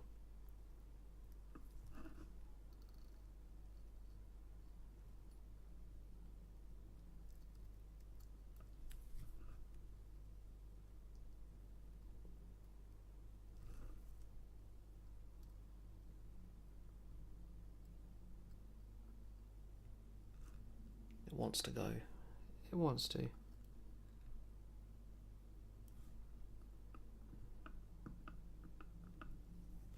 Let's check the hairspring as well. But the hairspring looks good.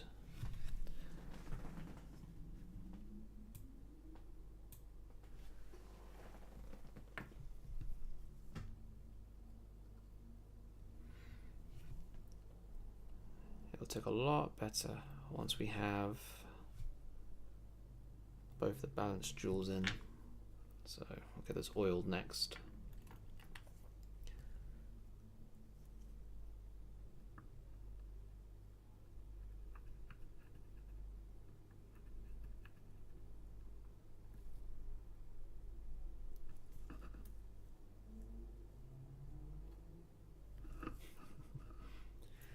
It's not quite enough to want to tick, but we're close. Time for our little Rodico platform.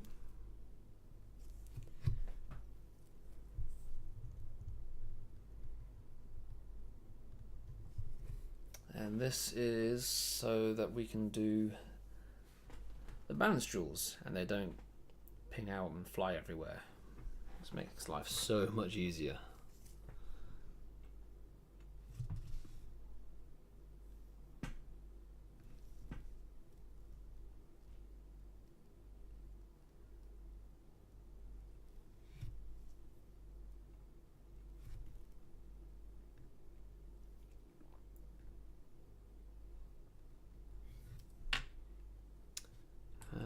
Oiler.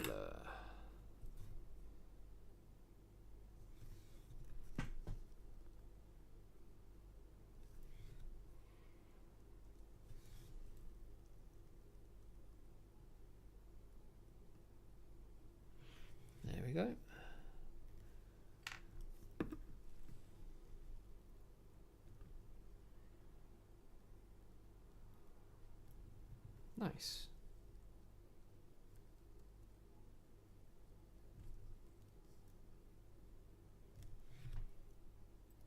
One jewel done.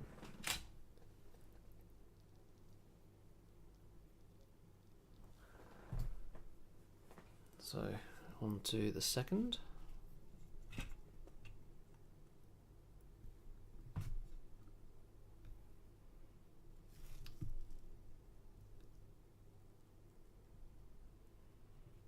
These jewels are white.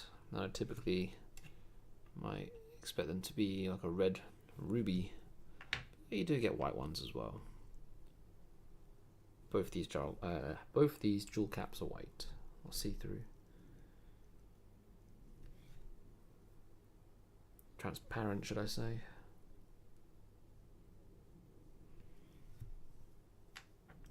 So you can't really see it on the Rodico.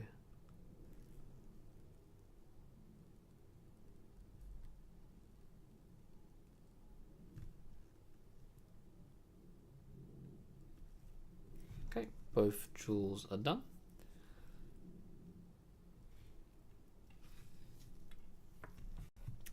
You were emptying a deceased friend's luggage. Did you find anything? I'm not sure that's like leading on to you found a watch or you found something else looking. Sorry about your friend passing.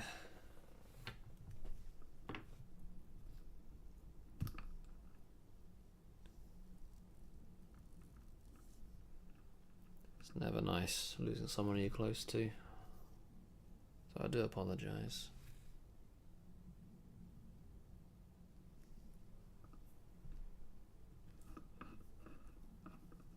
Okay, let me just get the base plate balance jewel in. Let's use my oiler just to... Oh, actually, I'm going to use my screwdriver. Screwdriver. Tweezers.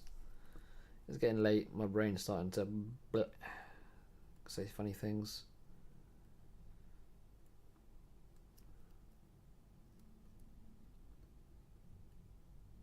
There we go.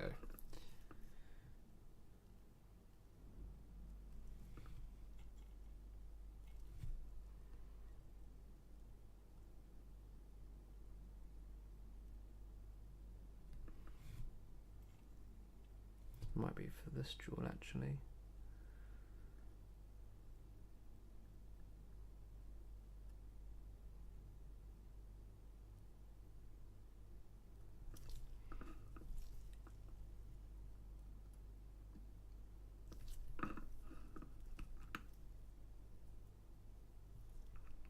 There we go.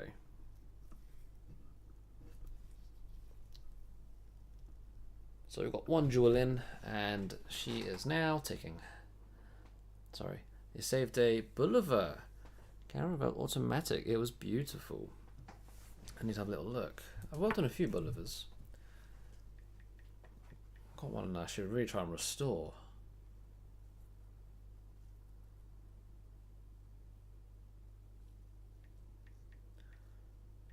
Boulevard Caravel. Oh, very nice. Very nice indeed.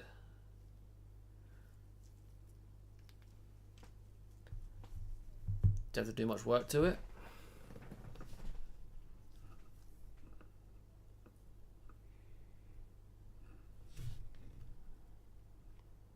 Or is it relatively well maintained?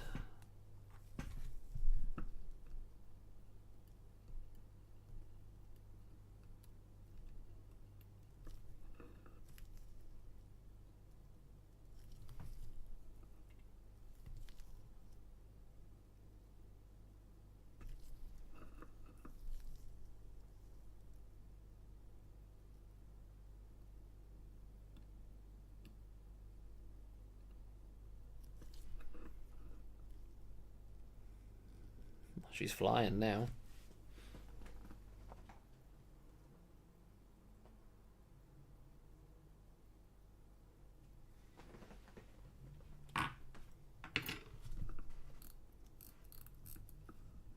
She is going nicely.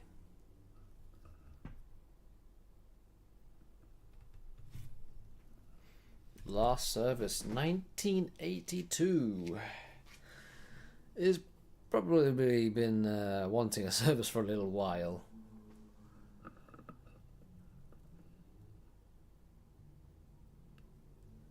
And there she goes.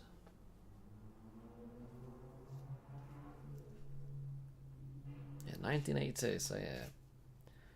Just over what, 40 years. 40 years without service.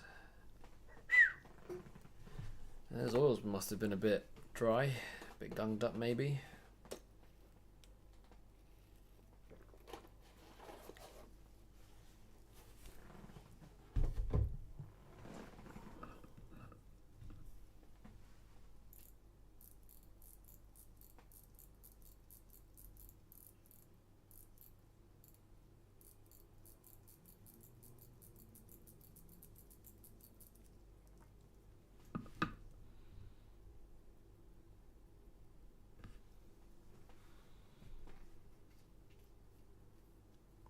She's going good.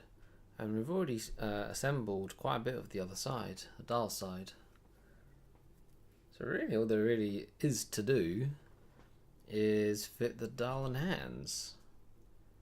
Where's that? Well, put the case. Put it away 1 second.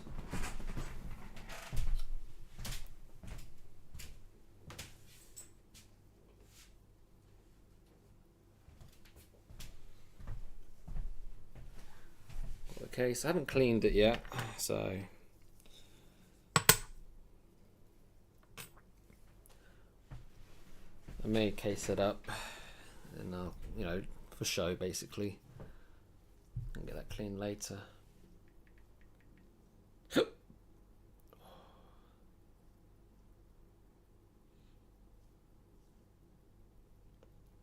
It runs a little, but won't push it. Yeah.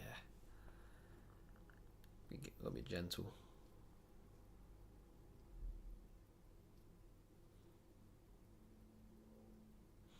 Right, let's try and take a little video of this.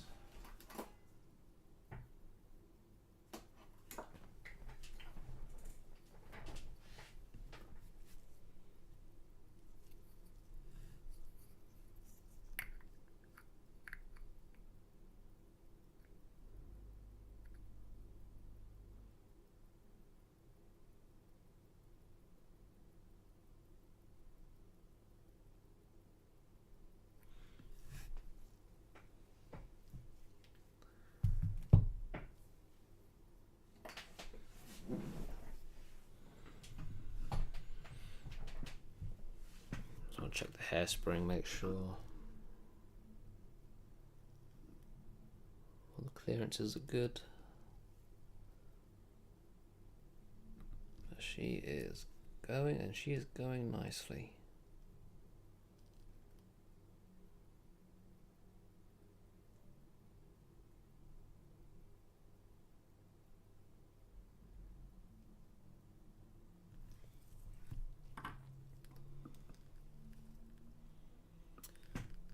But in terms of dial side, we've already done the Canon, minute, all the keyless, so not really much to it now.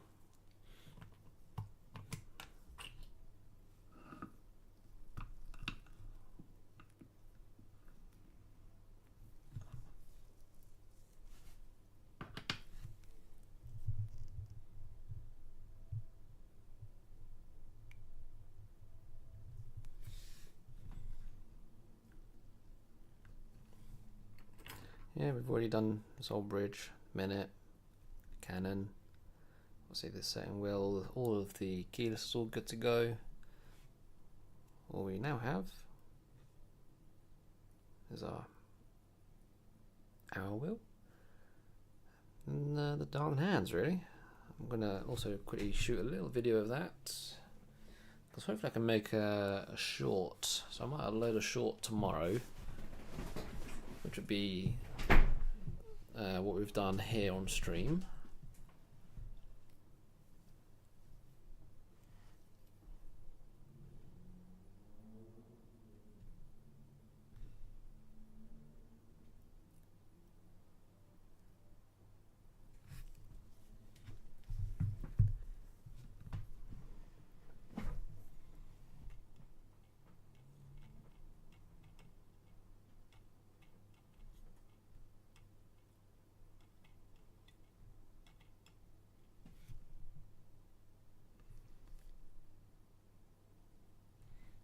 washer.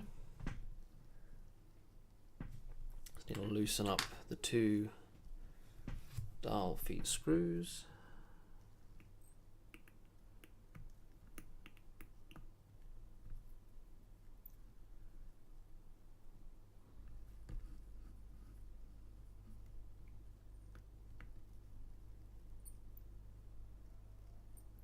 And 2.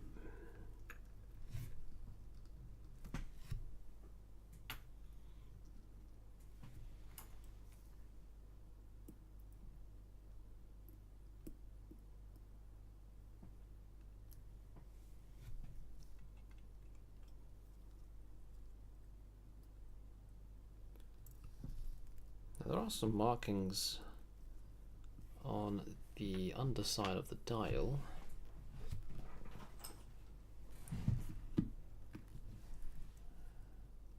I can't really make out what they are.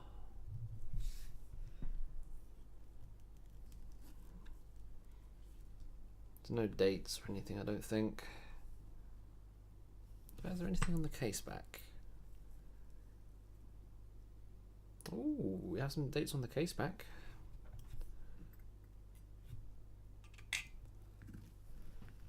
Maybe we can find out a bit of history about this watch. When were you last serviced? Does we have any indication? 2003. Got a date for 2003.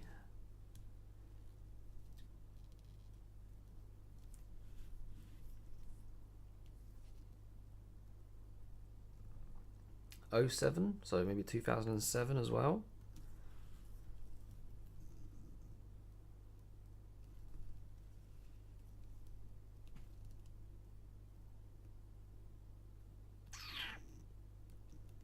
Can't really make out. There's a bunch of references but no dates.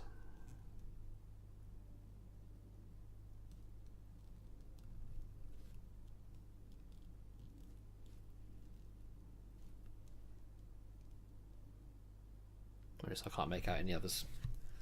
But yep, there's a few service dates at least.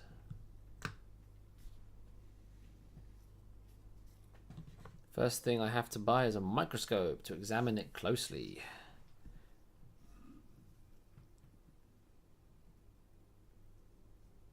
Microscope's not one I've particularly used too much. Could be nice to get, I guess. You'll see really fine details.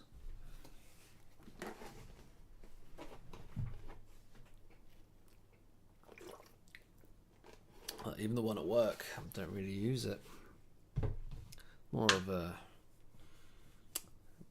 you know, if you want to show something, a showcasing sort of thing.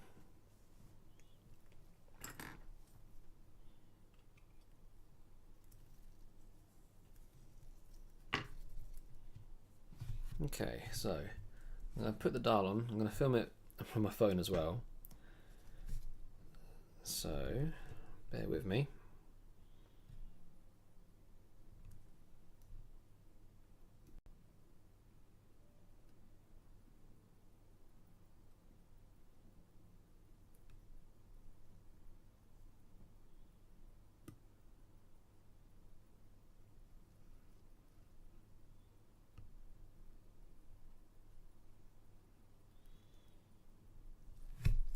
Not sure if the screw is out far enough.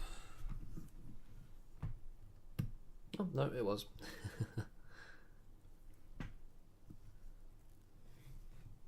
Just need a little bit of gentle persuasion.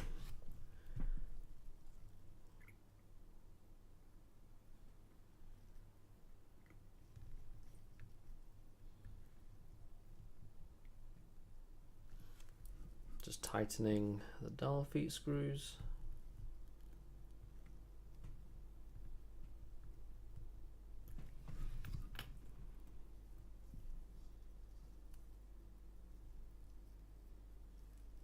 It's not quite down. Now it is.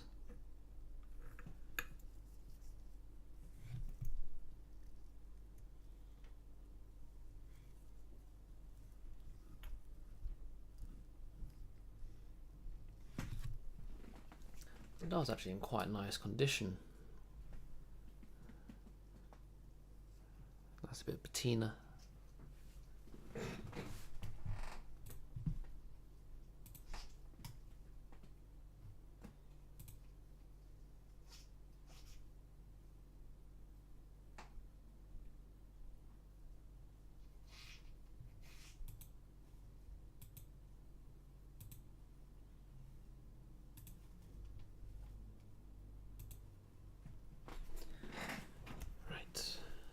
Now to fit the hands. Haven't got to worry about lining up for a date disc, so I'll just put the arrow hand on anywhere. All I've got to do is make sure that the minute lines up with the hour.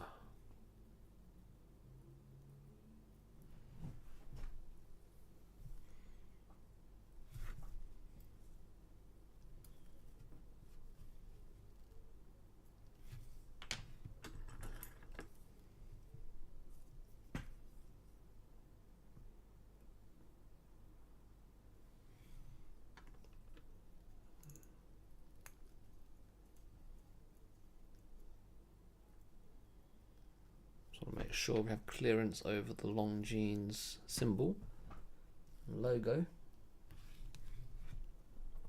Don't want it catching. Plenty of space.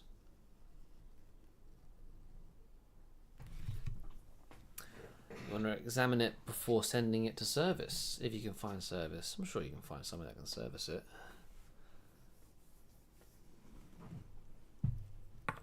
Get a little before and after, little look.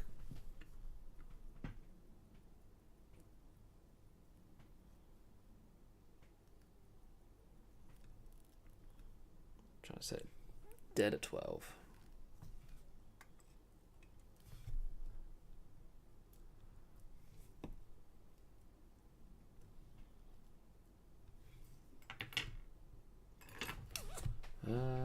Hand pusher, hand pusher. Hand pusher.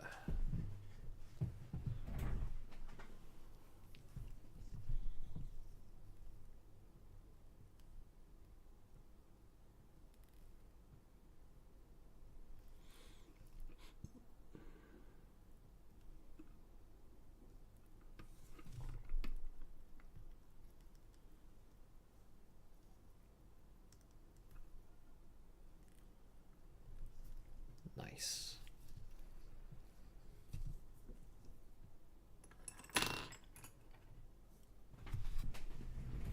So, hour hand on, minute hand on.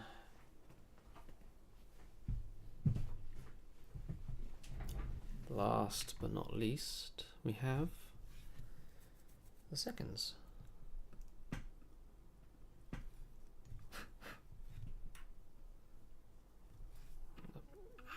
Put it under a more solid base for this.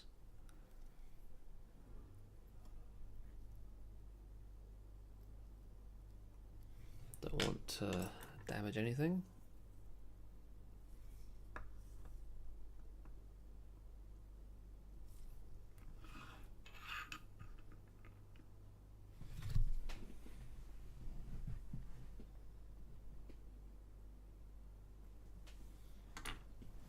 Got clearance. I saw some hairs.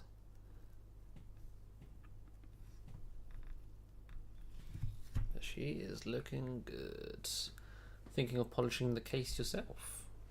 I guess you can see if if you do get it serviced, there's an option for polishing included in it.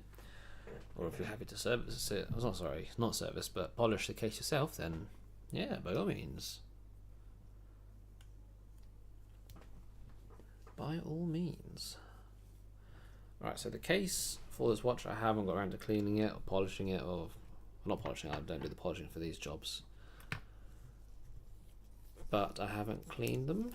But I'll case them up, just kind of finalize it for the stream. I'm also going to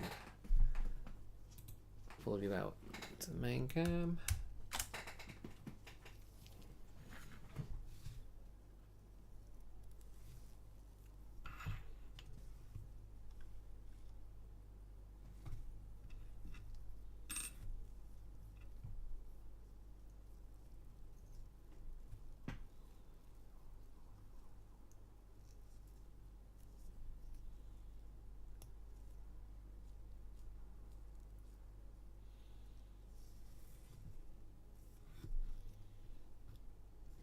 Just gonna get the clamps partly set in place.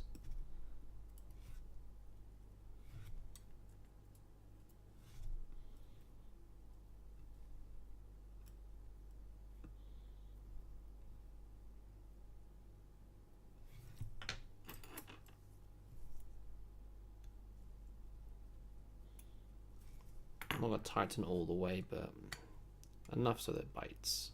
So the watch has stopped because probably the second's hand's touching my finger.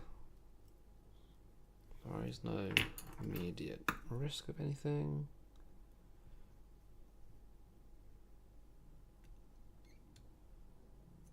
Okay.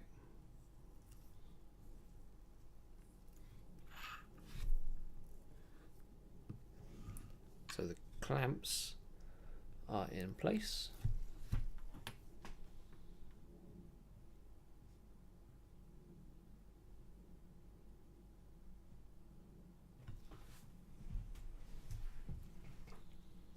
Get a quick video.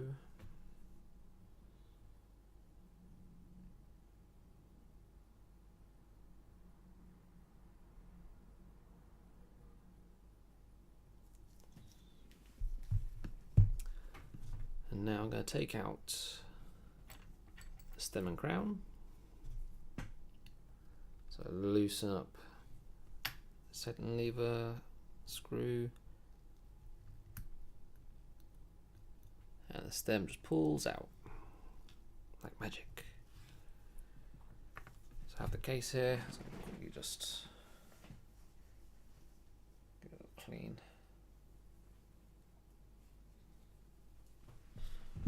And I'll put my puffer aside. Let me get my puffer.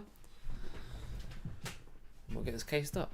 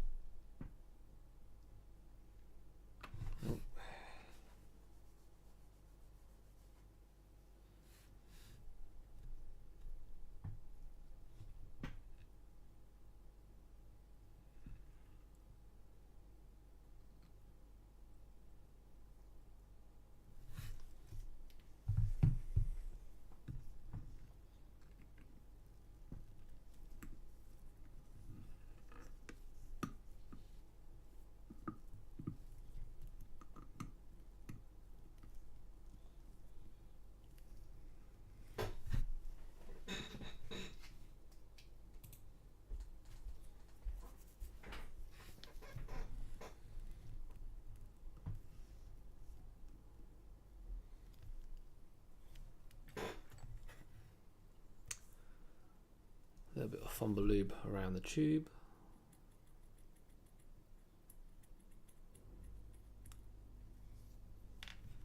And then feed the stem back in. Oh. It's off a bit of an angle. Just a little bit.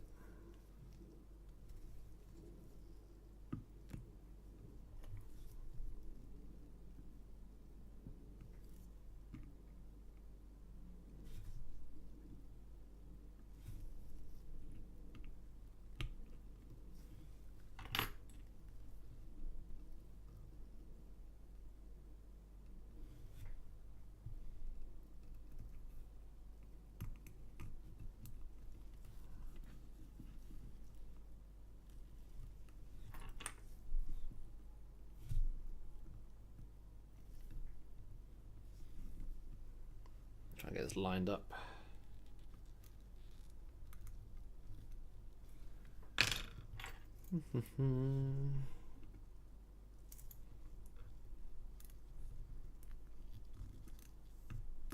There we go.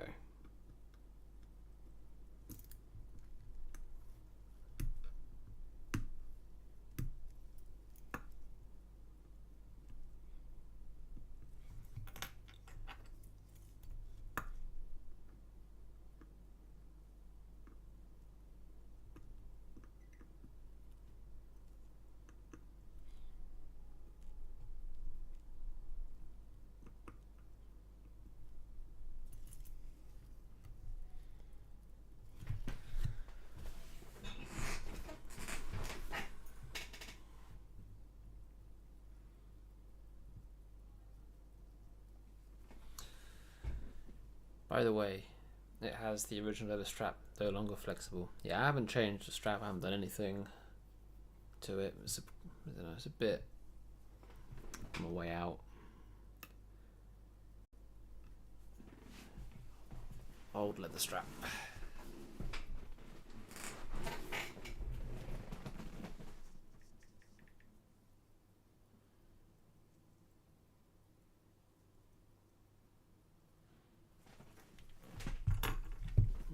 Put a little bit of Fomble lube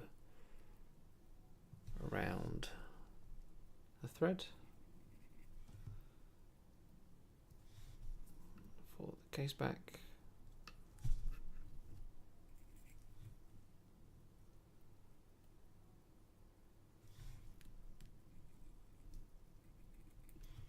Again, I'm going to take this apart again after the stream just to ultrasonic clean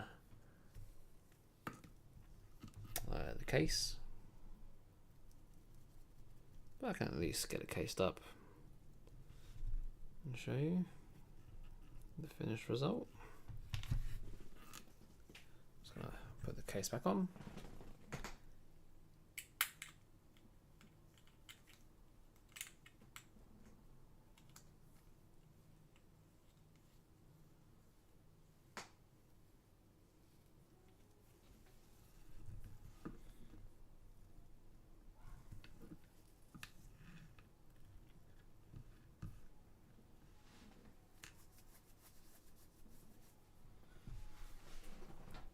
And there we go. Oh, battery low.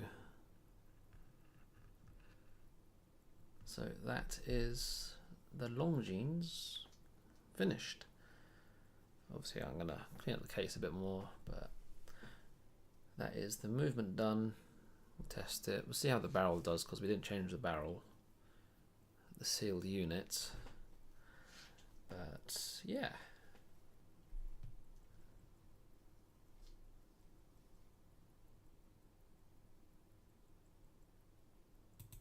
Oh, wrong one.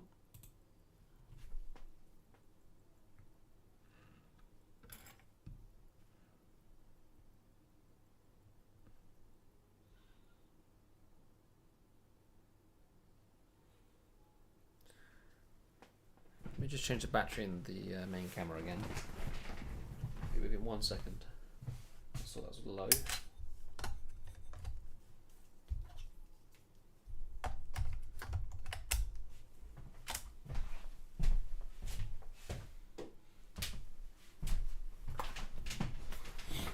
Oh, I feel a sneeze coming. Oh, excuse me.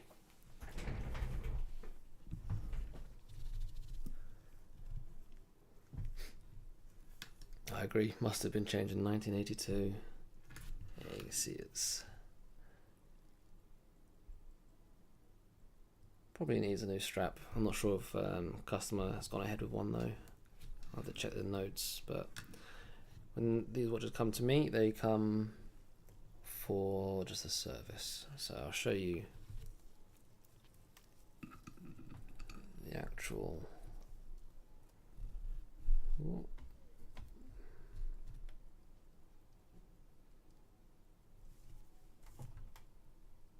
Try and move the light out of the way. There we go, there's the money shot.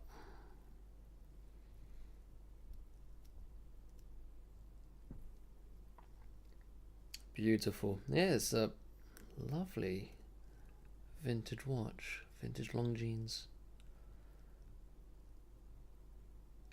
The dial's quite nice, Tiny bit of patina, but in good condition.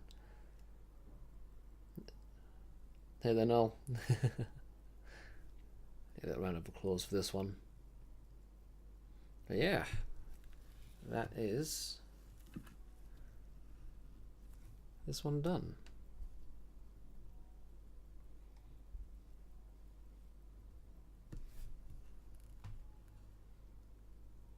Okay, what I'm going to do, we've been live for what, 2 and a bit hours.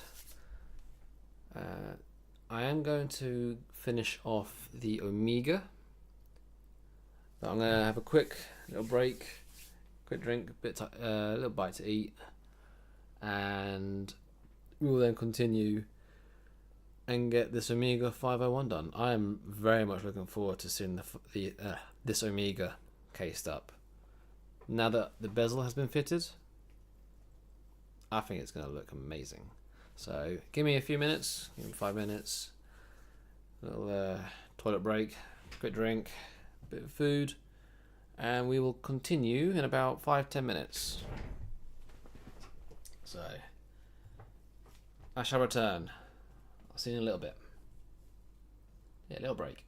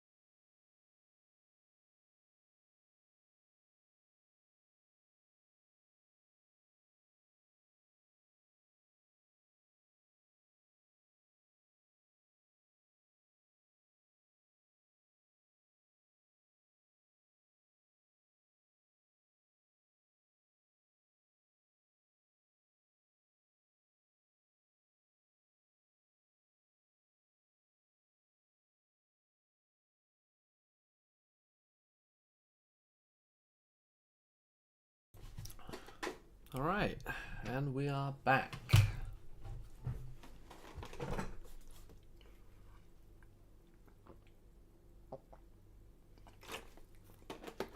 Right.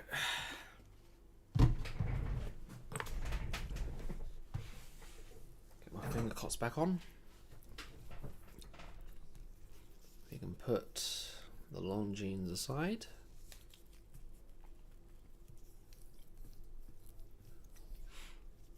I'll show you the Omega.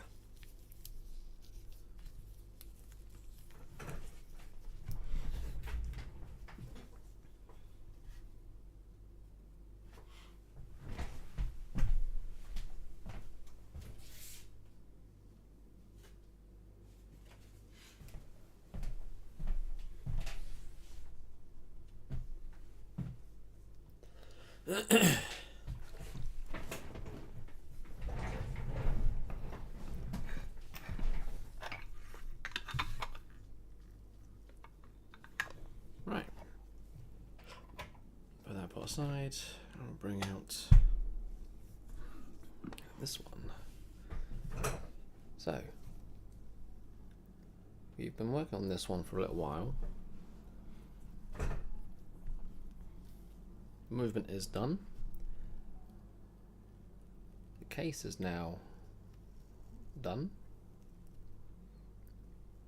What we were waiting on was the bezel.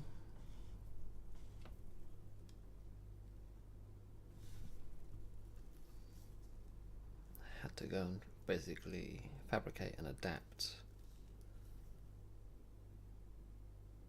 a Tudor bezel, but it's come out real nice.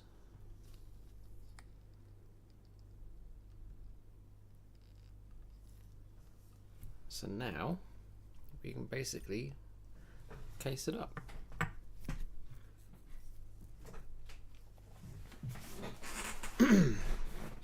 Thank you all again for joining. We're now approaching what, nearly 3 hours into the stream. Get this one done, call it a night, I reckon.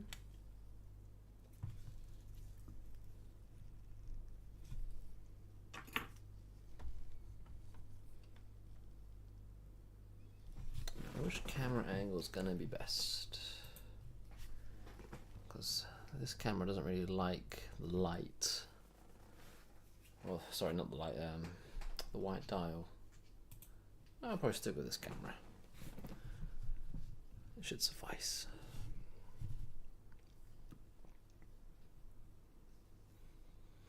Just take out the stem and crown.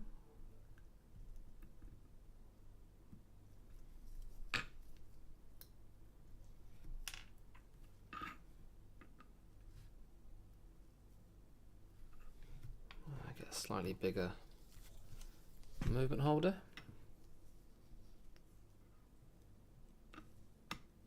There we go, that's better. Actually fits.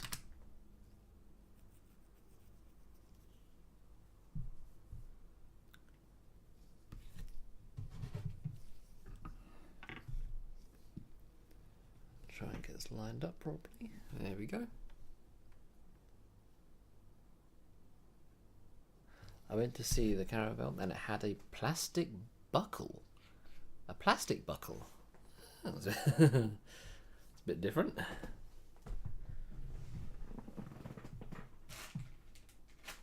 I think I've really seen a plastic buckle. Right,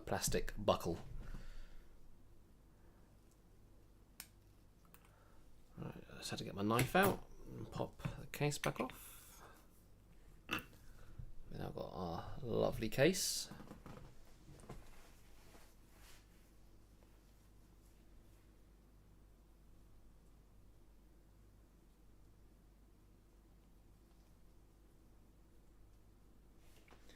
Managed to save the original glass.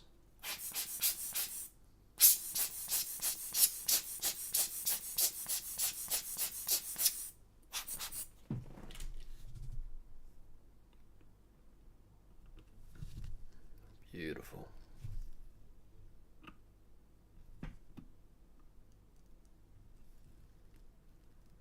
We still have a few things to do for this watch though. Obviously we need to cut the stem to size, and I also need to find 2 new clamps,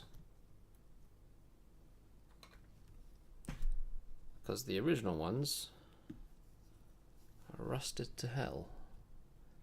No, there's the movement. The stem does need to be cut, but just for the time being I'm just gonna, it's quite long. It's a bit strange to look at.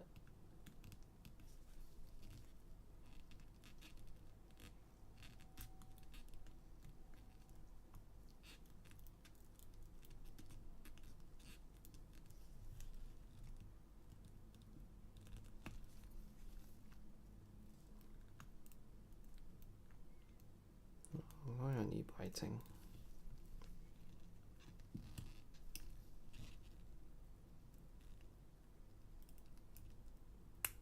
There we go. Get it ticking again.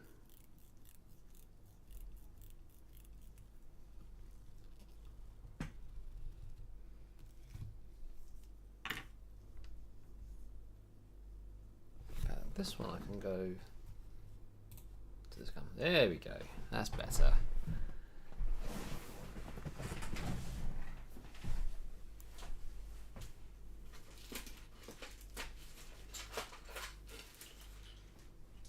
Okay, I have a bunch of clamps. I'm going to try and find something suitable for this. A few screws in here as well.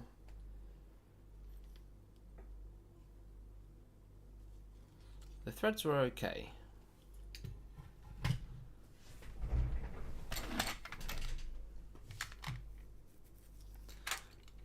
The threads were okay when I took them out, so I'm not worried about that.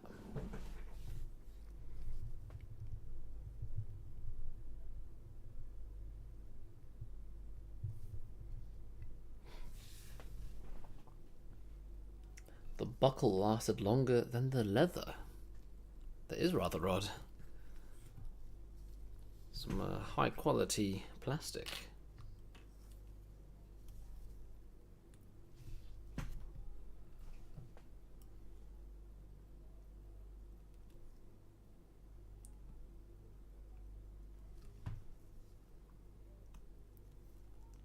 Is that going to work? Oh, it might be a bit too long.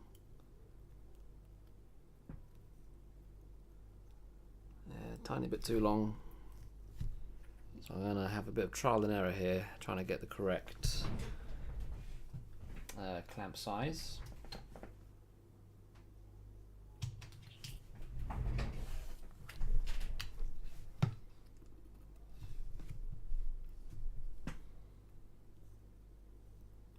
Ooh, nearly.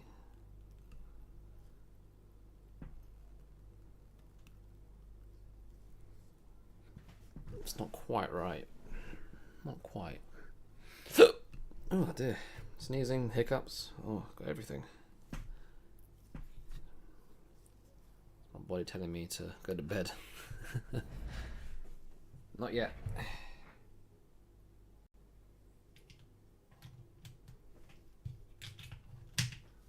Let's try something a bit shorter.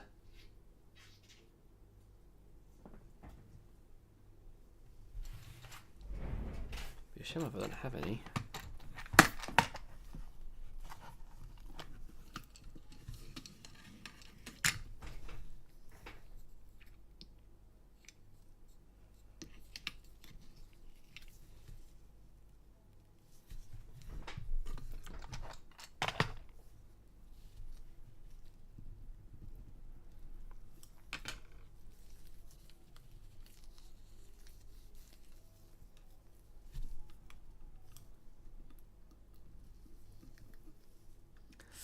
This one's too long as well.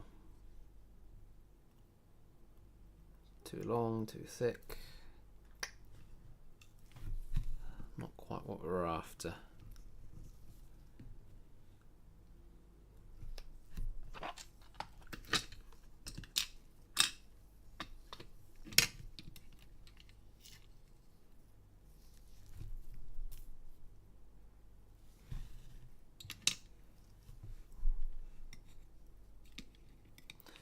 The other option is I can adapt some of them, to shorten the ends a little bit, because this one was real close. I'm tempted to use it because it actually goes in. It's just a little bit too lengthy.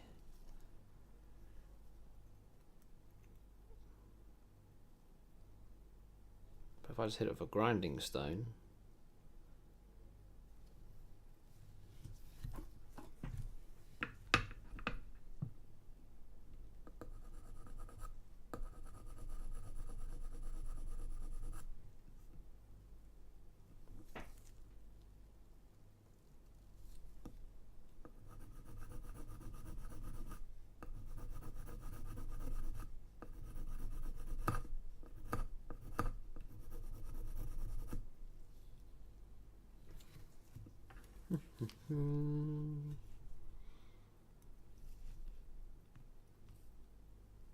that could work. Need to remove a bit more material, but I reckon this will be fine. So we've got 2 clamps in this and 2 screws. Let me just check the screws.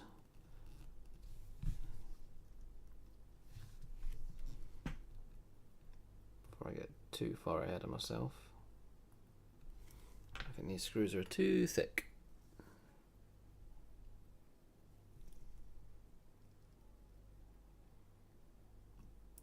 These screws are just too thick. Too much. I reckon I can use the clamps though.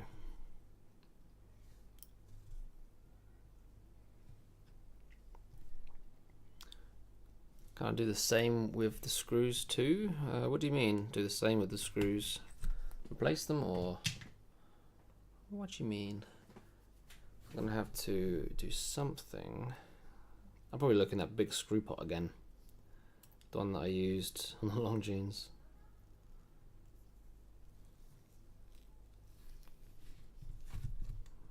I'm just using my sharpening stone just to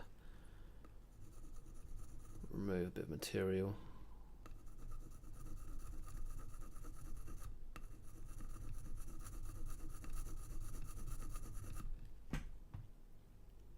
You'd be surprised how much you can actually remove.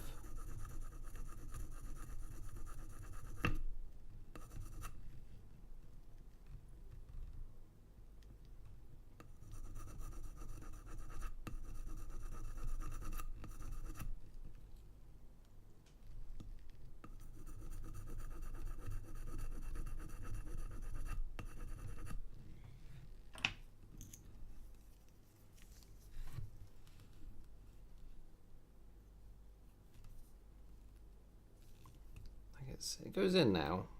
It was going in before, but it's like doesn't quite line up with where the threads are. Like when the screw was a little bit above the line, as in if the heads are too big. Because if you're referring to the heads being too big, then they can be shortened. The screws themselves can be adapted, as in the heads. Maybe not so much the threads. Heads can be adapted, threads are a bit harder. You can shorten the threads. You can't really change the thickness, so there are some limitations. But yeah, if the heads are too thick, too big, they can be shortened. I was going to put these two aside. Those two are very good contenders for this. Is there anything else?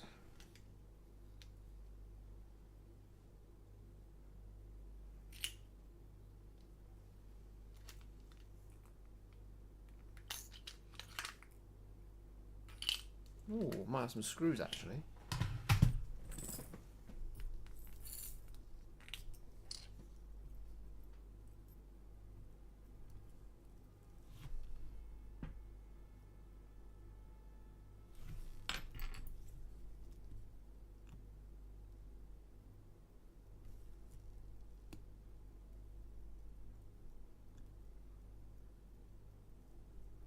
A bit too thick.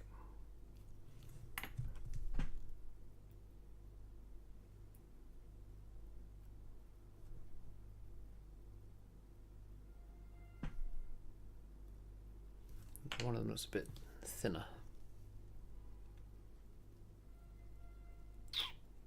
It's still quite thick.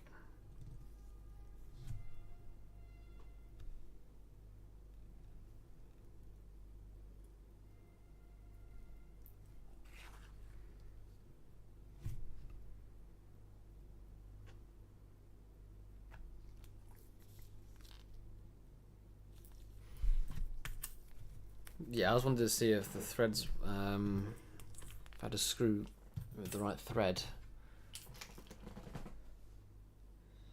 At the moment, I don't.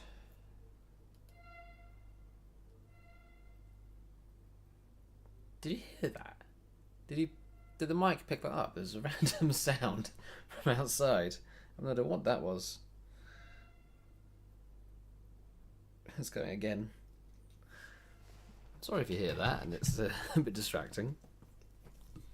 It's a random squeaky sound.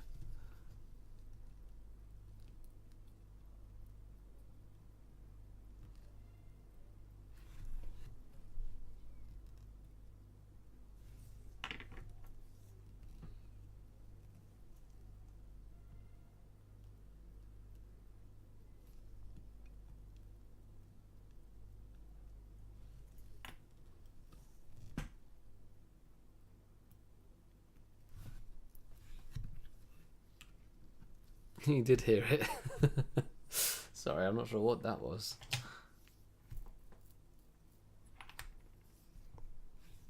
Alright, well, those two clamps I picked out first are my best contenders, so I was going to spend some time grinding them down. Like the horn I'm using in GTA. It sounded like that, like a little bike horn or something. Or squeaking tyres or something, that sort of sound. Let's see if I get a file.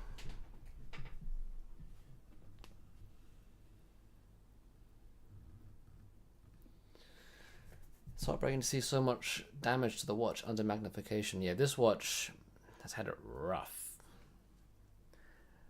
Very rough.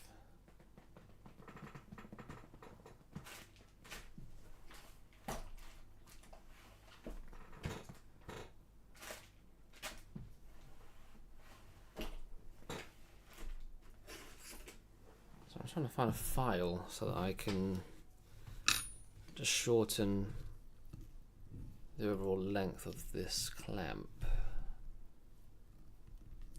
so it fits a bit better.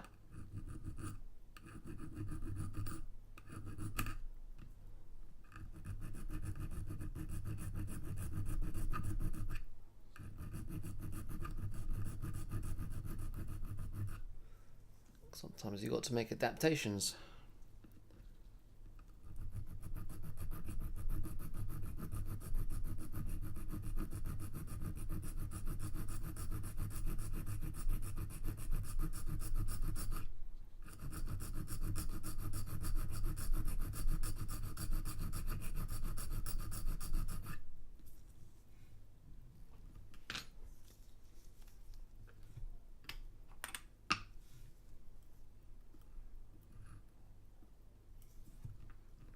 And this has very quickly become one of my favourite tools.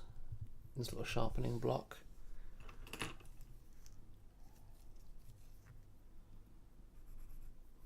Not really something a bit bigger.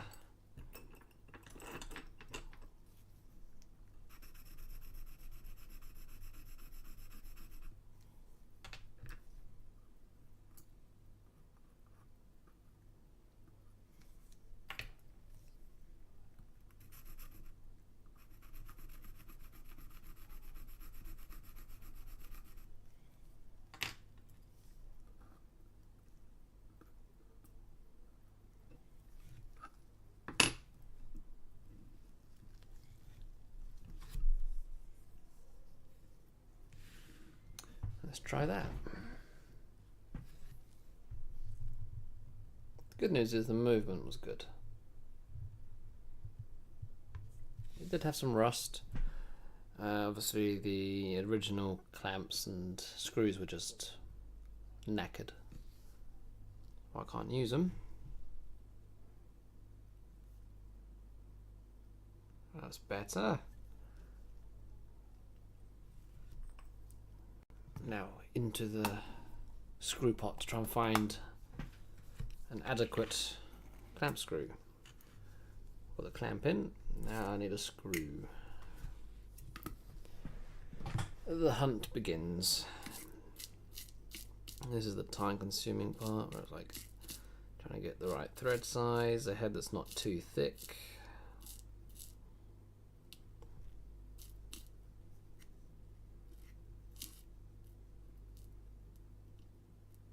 I can't have any shoulders.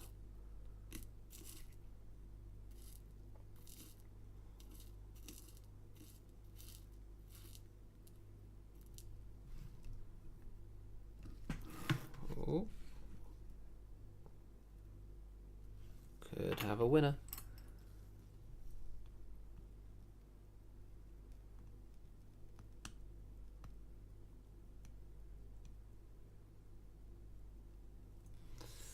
No.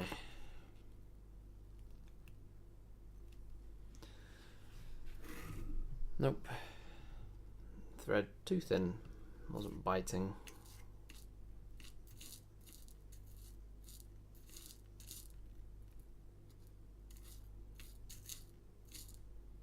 A bit thicker. The fun part is once we've done this, we'll have to do it again, because we need to do this twice.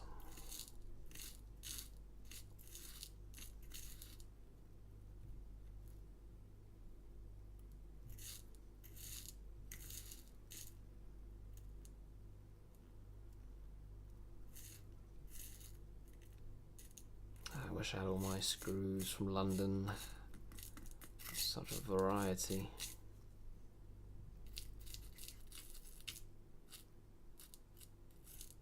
Come on, me darling, you're in there somewhere. The perfect screw. Ooh, you could be good.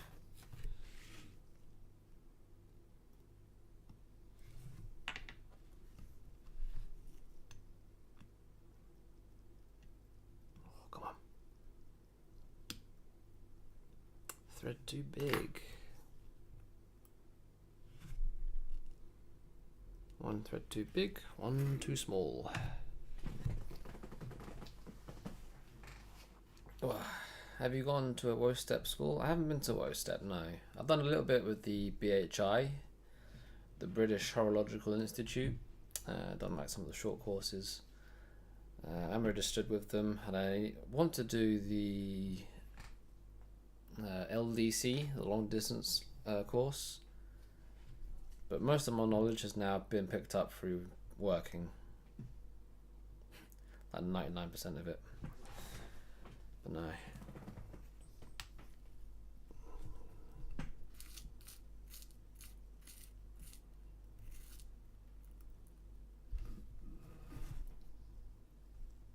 That's a shoulder. Alas. It looked good. Thread looked good. But the shoulder will just give it too much height.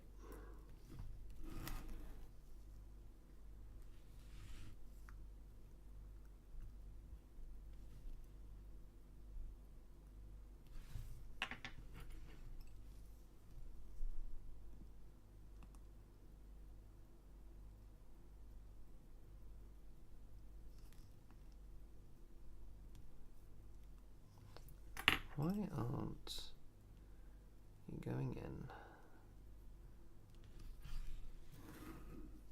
But no, I haven't been to WOSTEP. I've played with the idea of even, dare I say, living in Switzerland.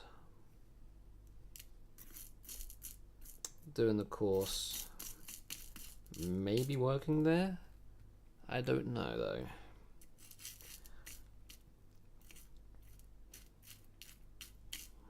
A lot of things up in the air, just based on, you know, how the UK is economically. Seems like the only place that you can really work if you want to make a living is in London. And London ain't cheap. How long do I want to be commuting for? I know it's probably not going to change much if I were to go to Switzerland, but...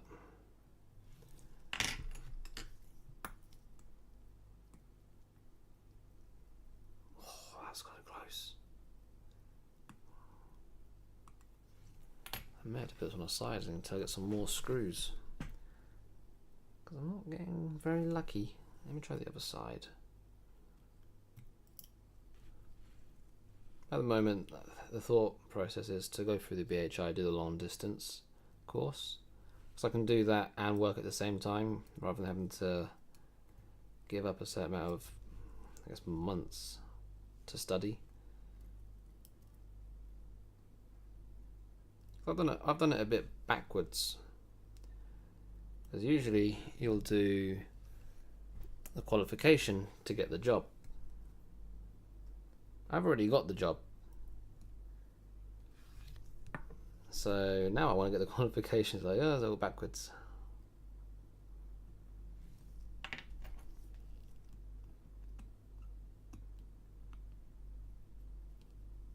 Okay, that one went down. Maybe we have an issue with our thread, which would be a shame.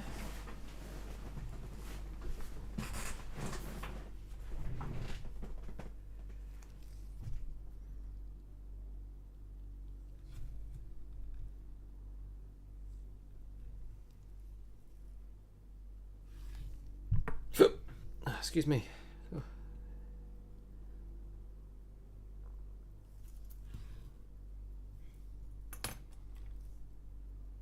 Let's put these screws aside. I've got one done.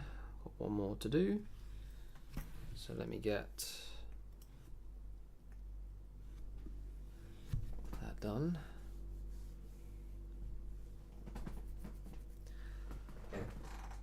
Have you researched the watch face to find the provenance? No, I haven't. I have not.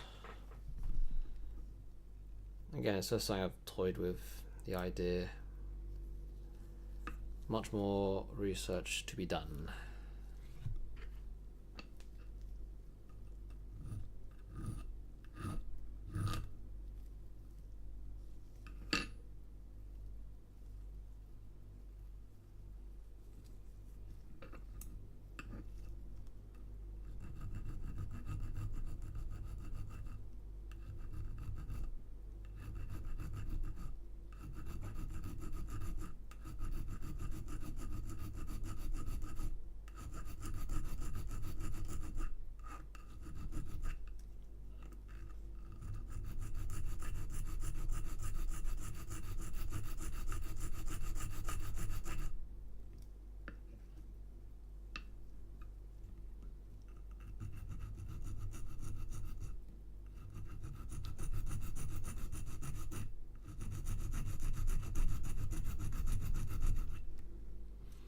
That'll do.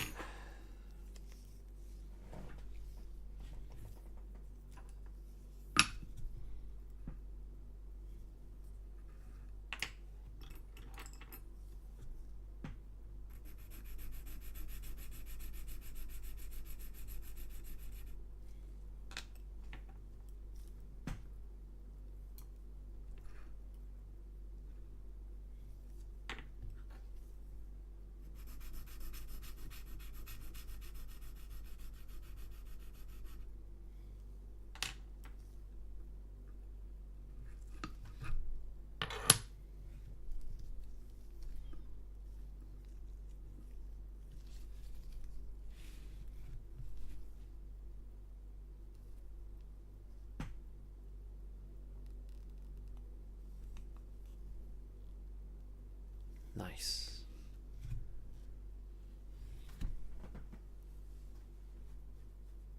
Okay, so the other clamp screw is now of a correct length.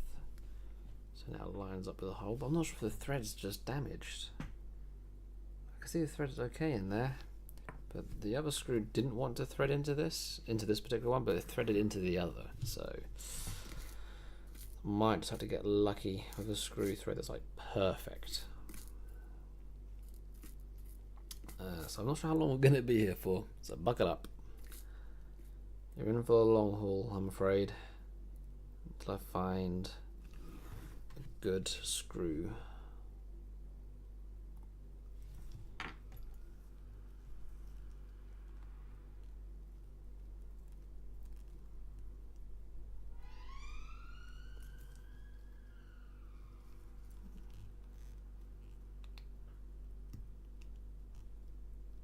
Nope. Oh, careful, Nate. Careful. Very difficult. I cannot identify the Caravelle. It's a French Canadian. Oof. Well, good luck. I'm afraid I'm not going to be too helpful on that one.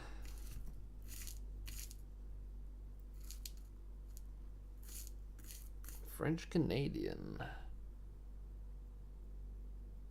Crazy stuff just happened? What happened?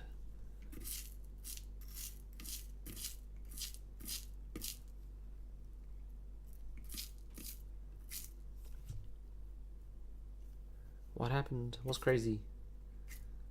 Am I going crazy? Yes. Maybe.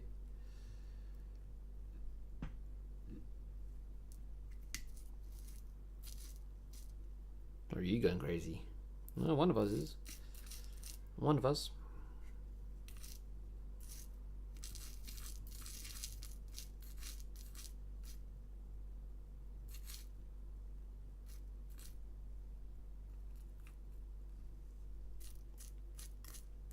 These screws are driving me crazy.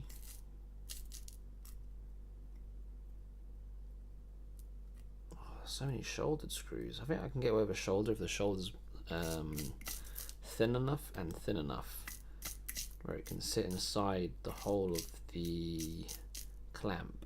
It's gonna be like a good size though.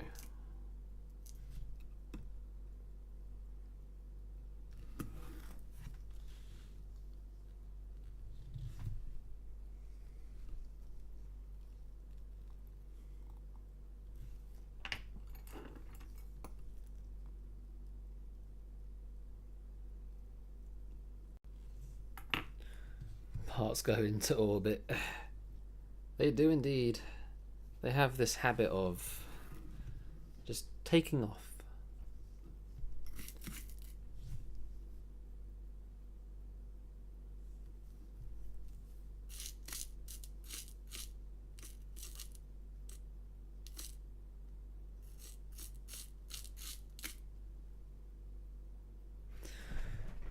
Very off topic, so it shouldn't be mentioned here. Give me one sec. If it's anything crazy, then it would be trending. I can have a little look.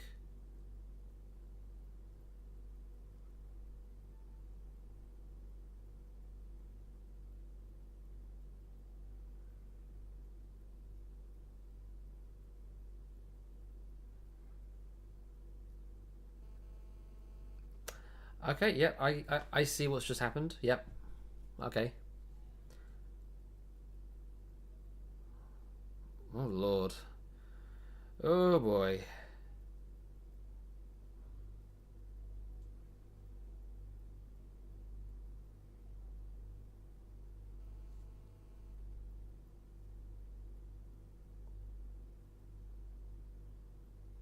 Okay, I've seen it. I'm not gonna talk about it, but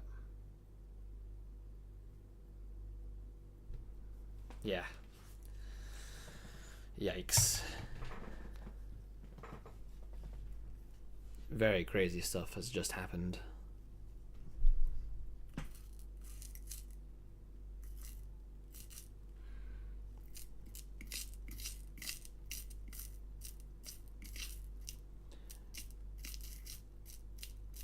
Back onto watches. Hunting for screws. That's what we're doing. Yes, focus, focus. Screws, screws, screws.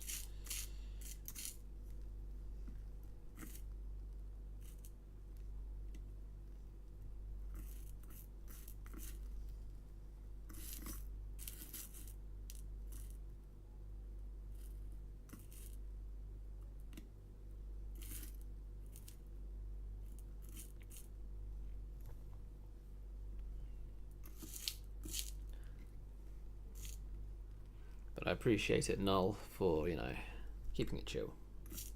I do appreciate it. Thank you.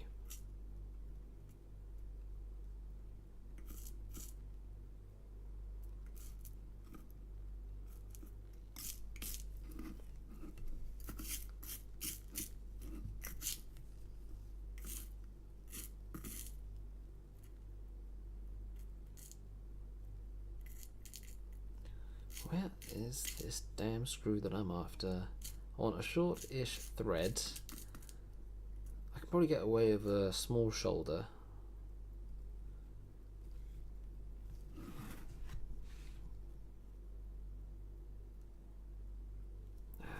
It's not thick enough. Oh. No, not thick enough. I think I was showing the condition of. We've got the old screws. The heads are just really badly worn. Threads are rusted. They're just gone. I was like, okay, replace both of those. The screws came out remarkably, and I thought they were both fine, as in the internal threads. But this one, maybe there is some damage I just didn't spot. I still think maybe this could work. Maybe.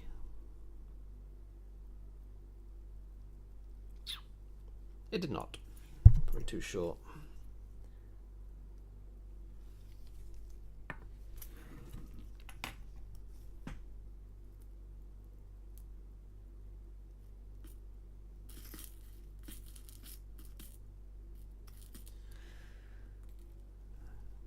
I know I've been at this for a little while, but yes, once we've done this screw problem, we can then get the automatic on. Ooh, are we onto a winner here, maybe? I can show you what it's like with the bezel cased up.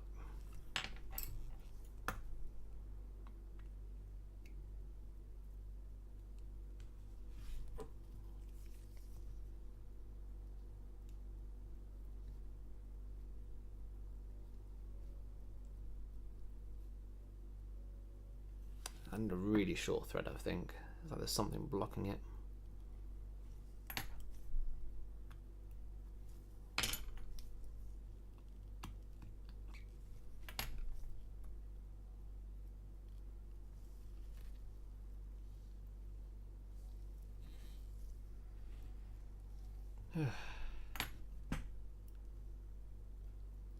We love watches. They never give us problems. And they always behave.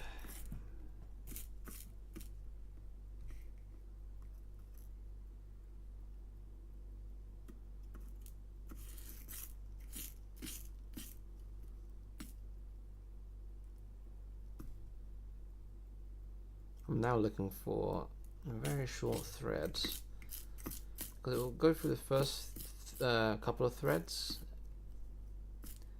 and then it will stop and seize. So there may be some damaged threads a little bit deeper into the base plate. I don't need to go all the way in. I just need enough to hold. Because these threads were pretty, well, just the screws themselves were just pretty knackered.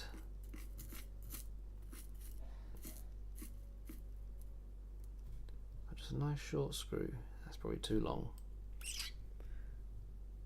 Am I still looking for that second one? Yes. Yes, I am. This could take a while. I think there's damage on the thread, so I'm looking for a short screw. Because the first couple of threads, first 3 or 4 threads are fine, it seems, but then after that, it gets a bit iffy, and it wants to seize. So I'm looking for a shorter threaded screw. So I don't need to go all the way, I just need enough for it to go in and hold. I take it you're looking at the updates from the crazy thing.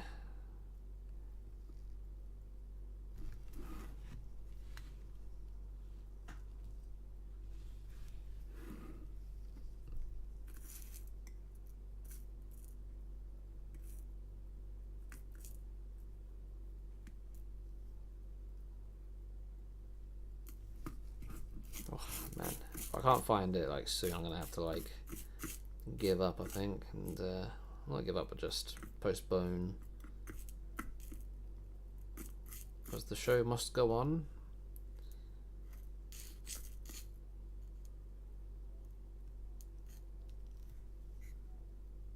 My eyesight's starting to go blah, blah, blah.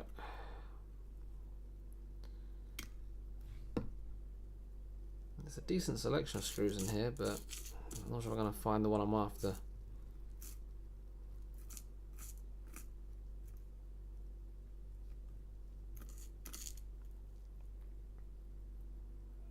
Ooh, ooh, ooh. Got potential.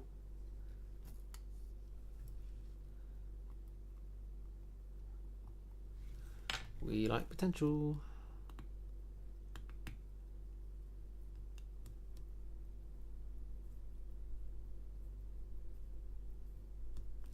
I think this one's going to have to do.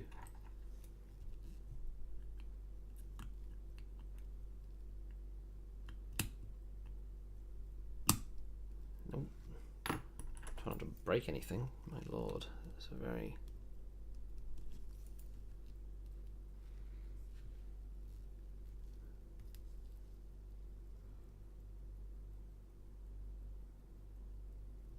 I think we're good.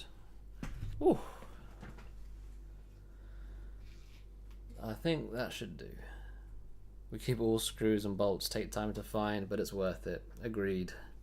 It can be time consuming, but well worth it.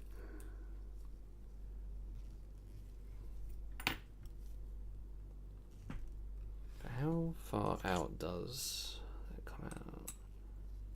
I'm gonna have to check, I guess, tolerances, see if that head's poking out. Ooh, it's gonna be tight. You are, but everything seems to be okay. Okay. Okay.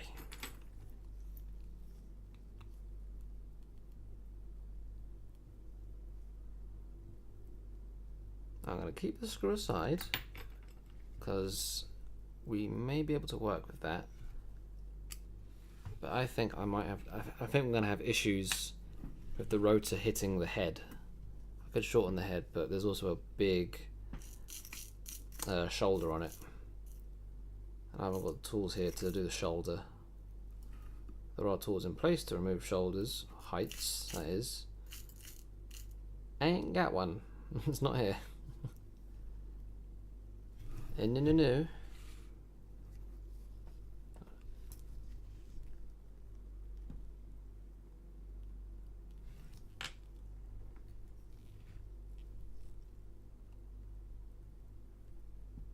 Oh, the thread's just too thick.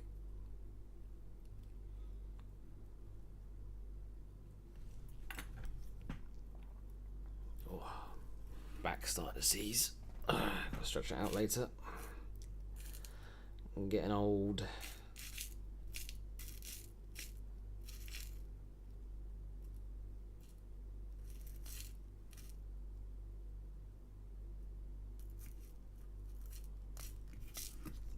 Old and cranky.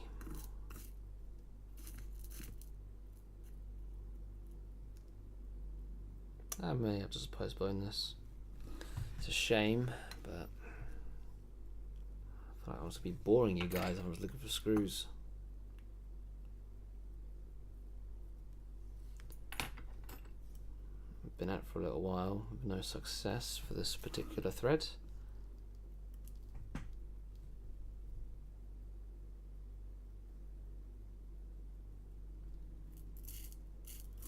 Seeing a lot of similar types. Not the one I want. I just want a screw. I had to bring in my pots from London.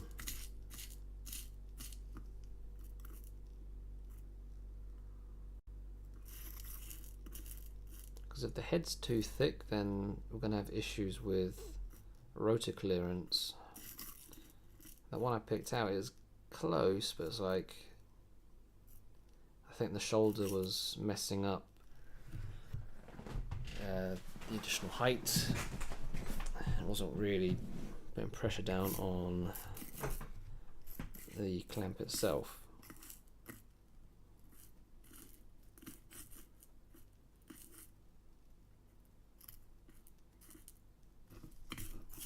Oh, surely there's a screw in here. It's going to be fine.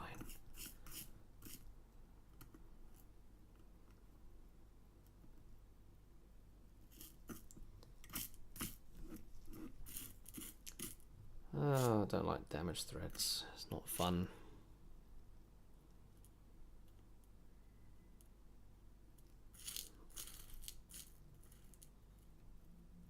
And there's also a tool to like hold screws so that you can shorten the overall length of the thread. I must have to try and use a pin vise.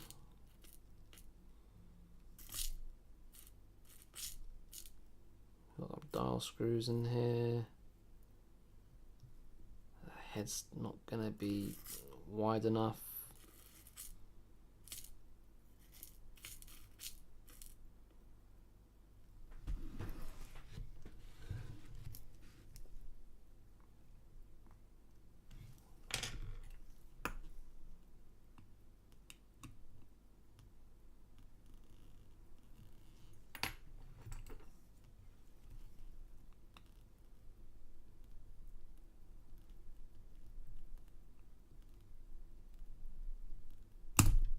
Oh, I slipped.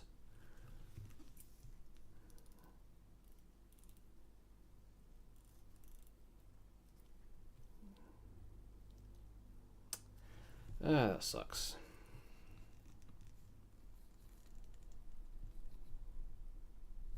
Just getting it down there.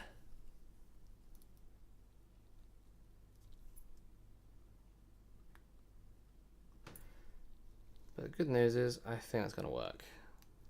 Ugh.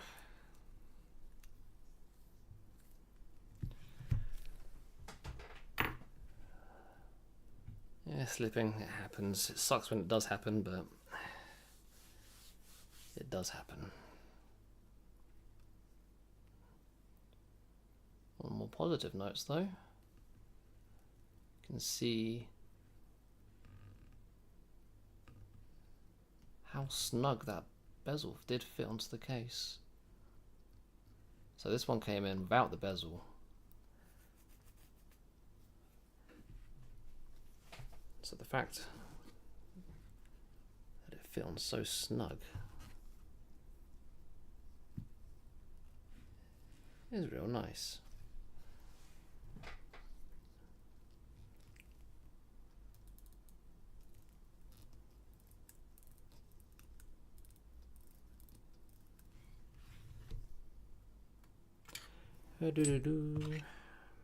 Moving on.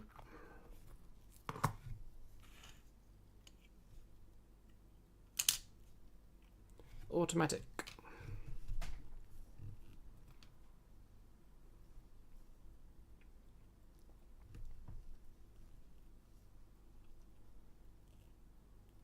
I'll try and remember how this thing goes together.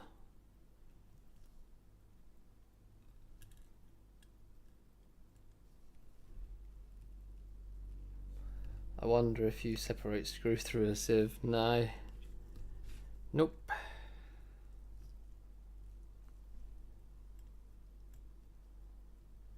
Usually, at least the screws I have, are all organised by, I guess, type.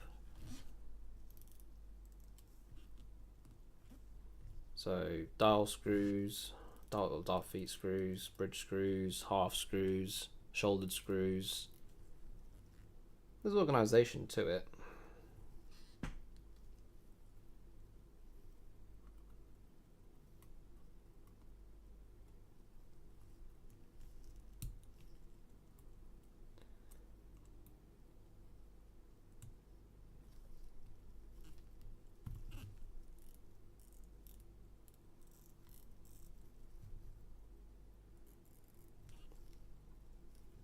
Okay, there we go. Automatic in place.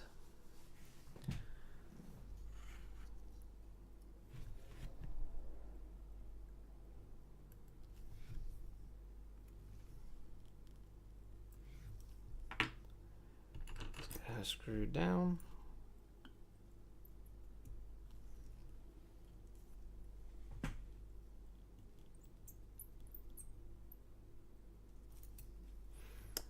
More shape than size? Yeah, it's definitely more based on shape and function. Or at least that's how I personally would organise it.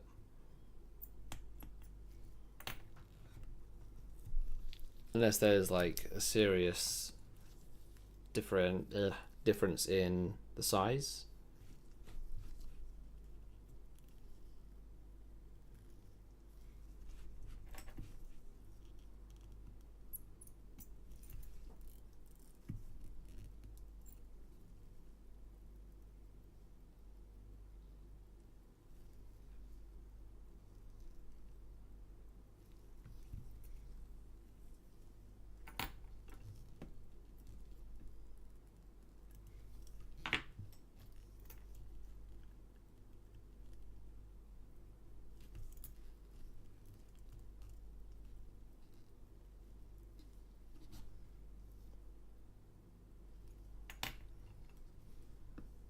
I'm not sure if this plate is sitting flush.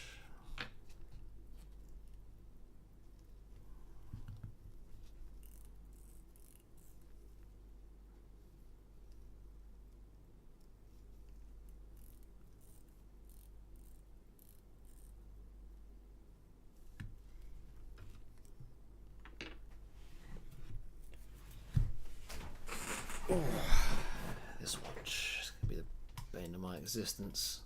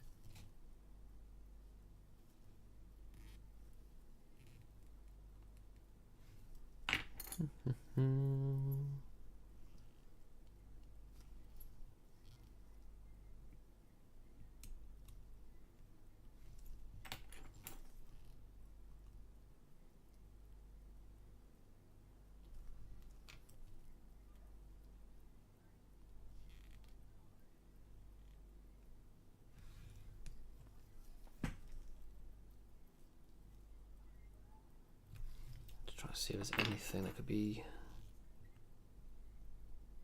in our way.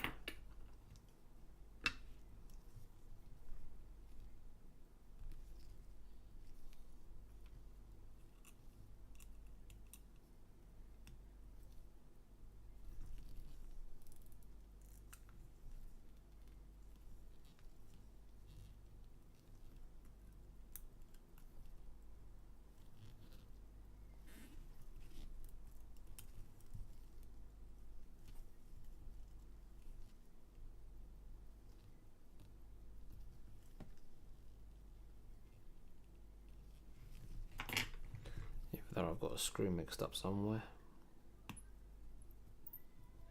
It's not wanting to bite.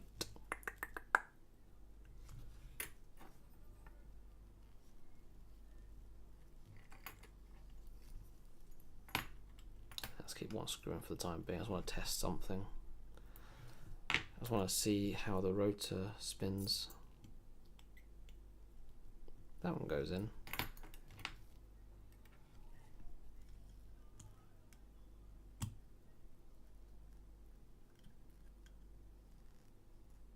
Oh, we're gonna have issues. Oh, we are going to have issues.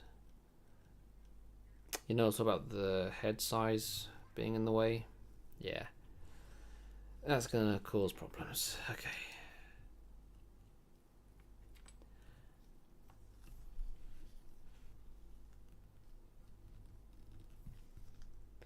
And I think this watch for tonight has defeated me. I don't think I've got the brain power in me at the moment to tackle this one anymore. All I've got to do is find a good screw to get this one done. Good screw, possibly tighten up the rotor. But it's kicking my butt trying to find something.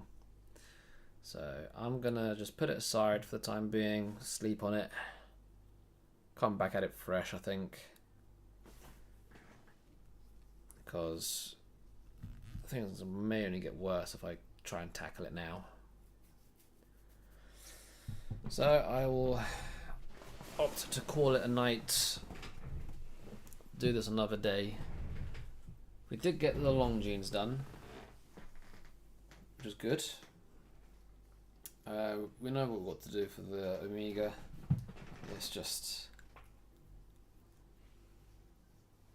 yeah, feeling a bit defeated with it. That damn screw. I'll sort it out eventually. It's just a little annoying. Rest and regroup. Agreed. Yeah, rest and regroup. We'll sort it out. Not an issue. Right, I'm gonna call it a night. We're approaching what? Over 3,500 streams, so not too shabby. I'll take that. It's just gone midnight here, so yeah. Thank you everyone for joining. I hope you all have a wonderful night, rest of your night. Tomorrow, hopefully I'll upload a short. I'm not sure about streaming. It's usually a bit awkward on a Sunday. We'll see. If I do go live tomorrow, it'll be very short, very brief. It's work night as well, so yep. We'll see. Thank you for joining. Have a wonderful night, and I'll see you all again, hopefully very soon. Alright. Good night.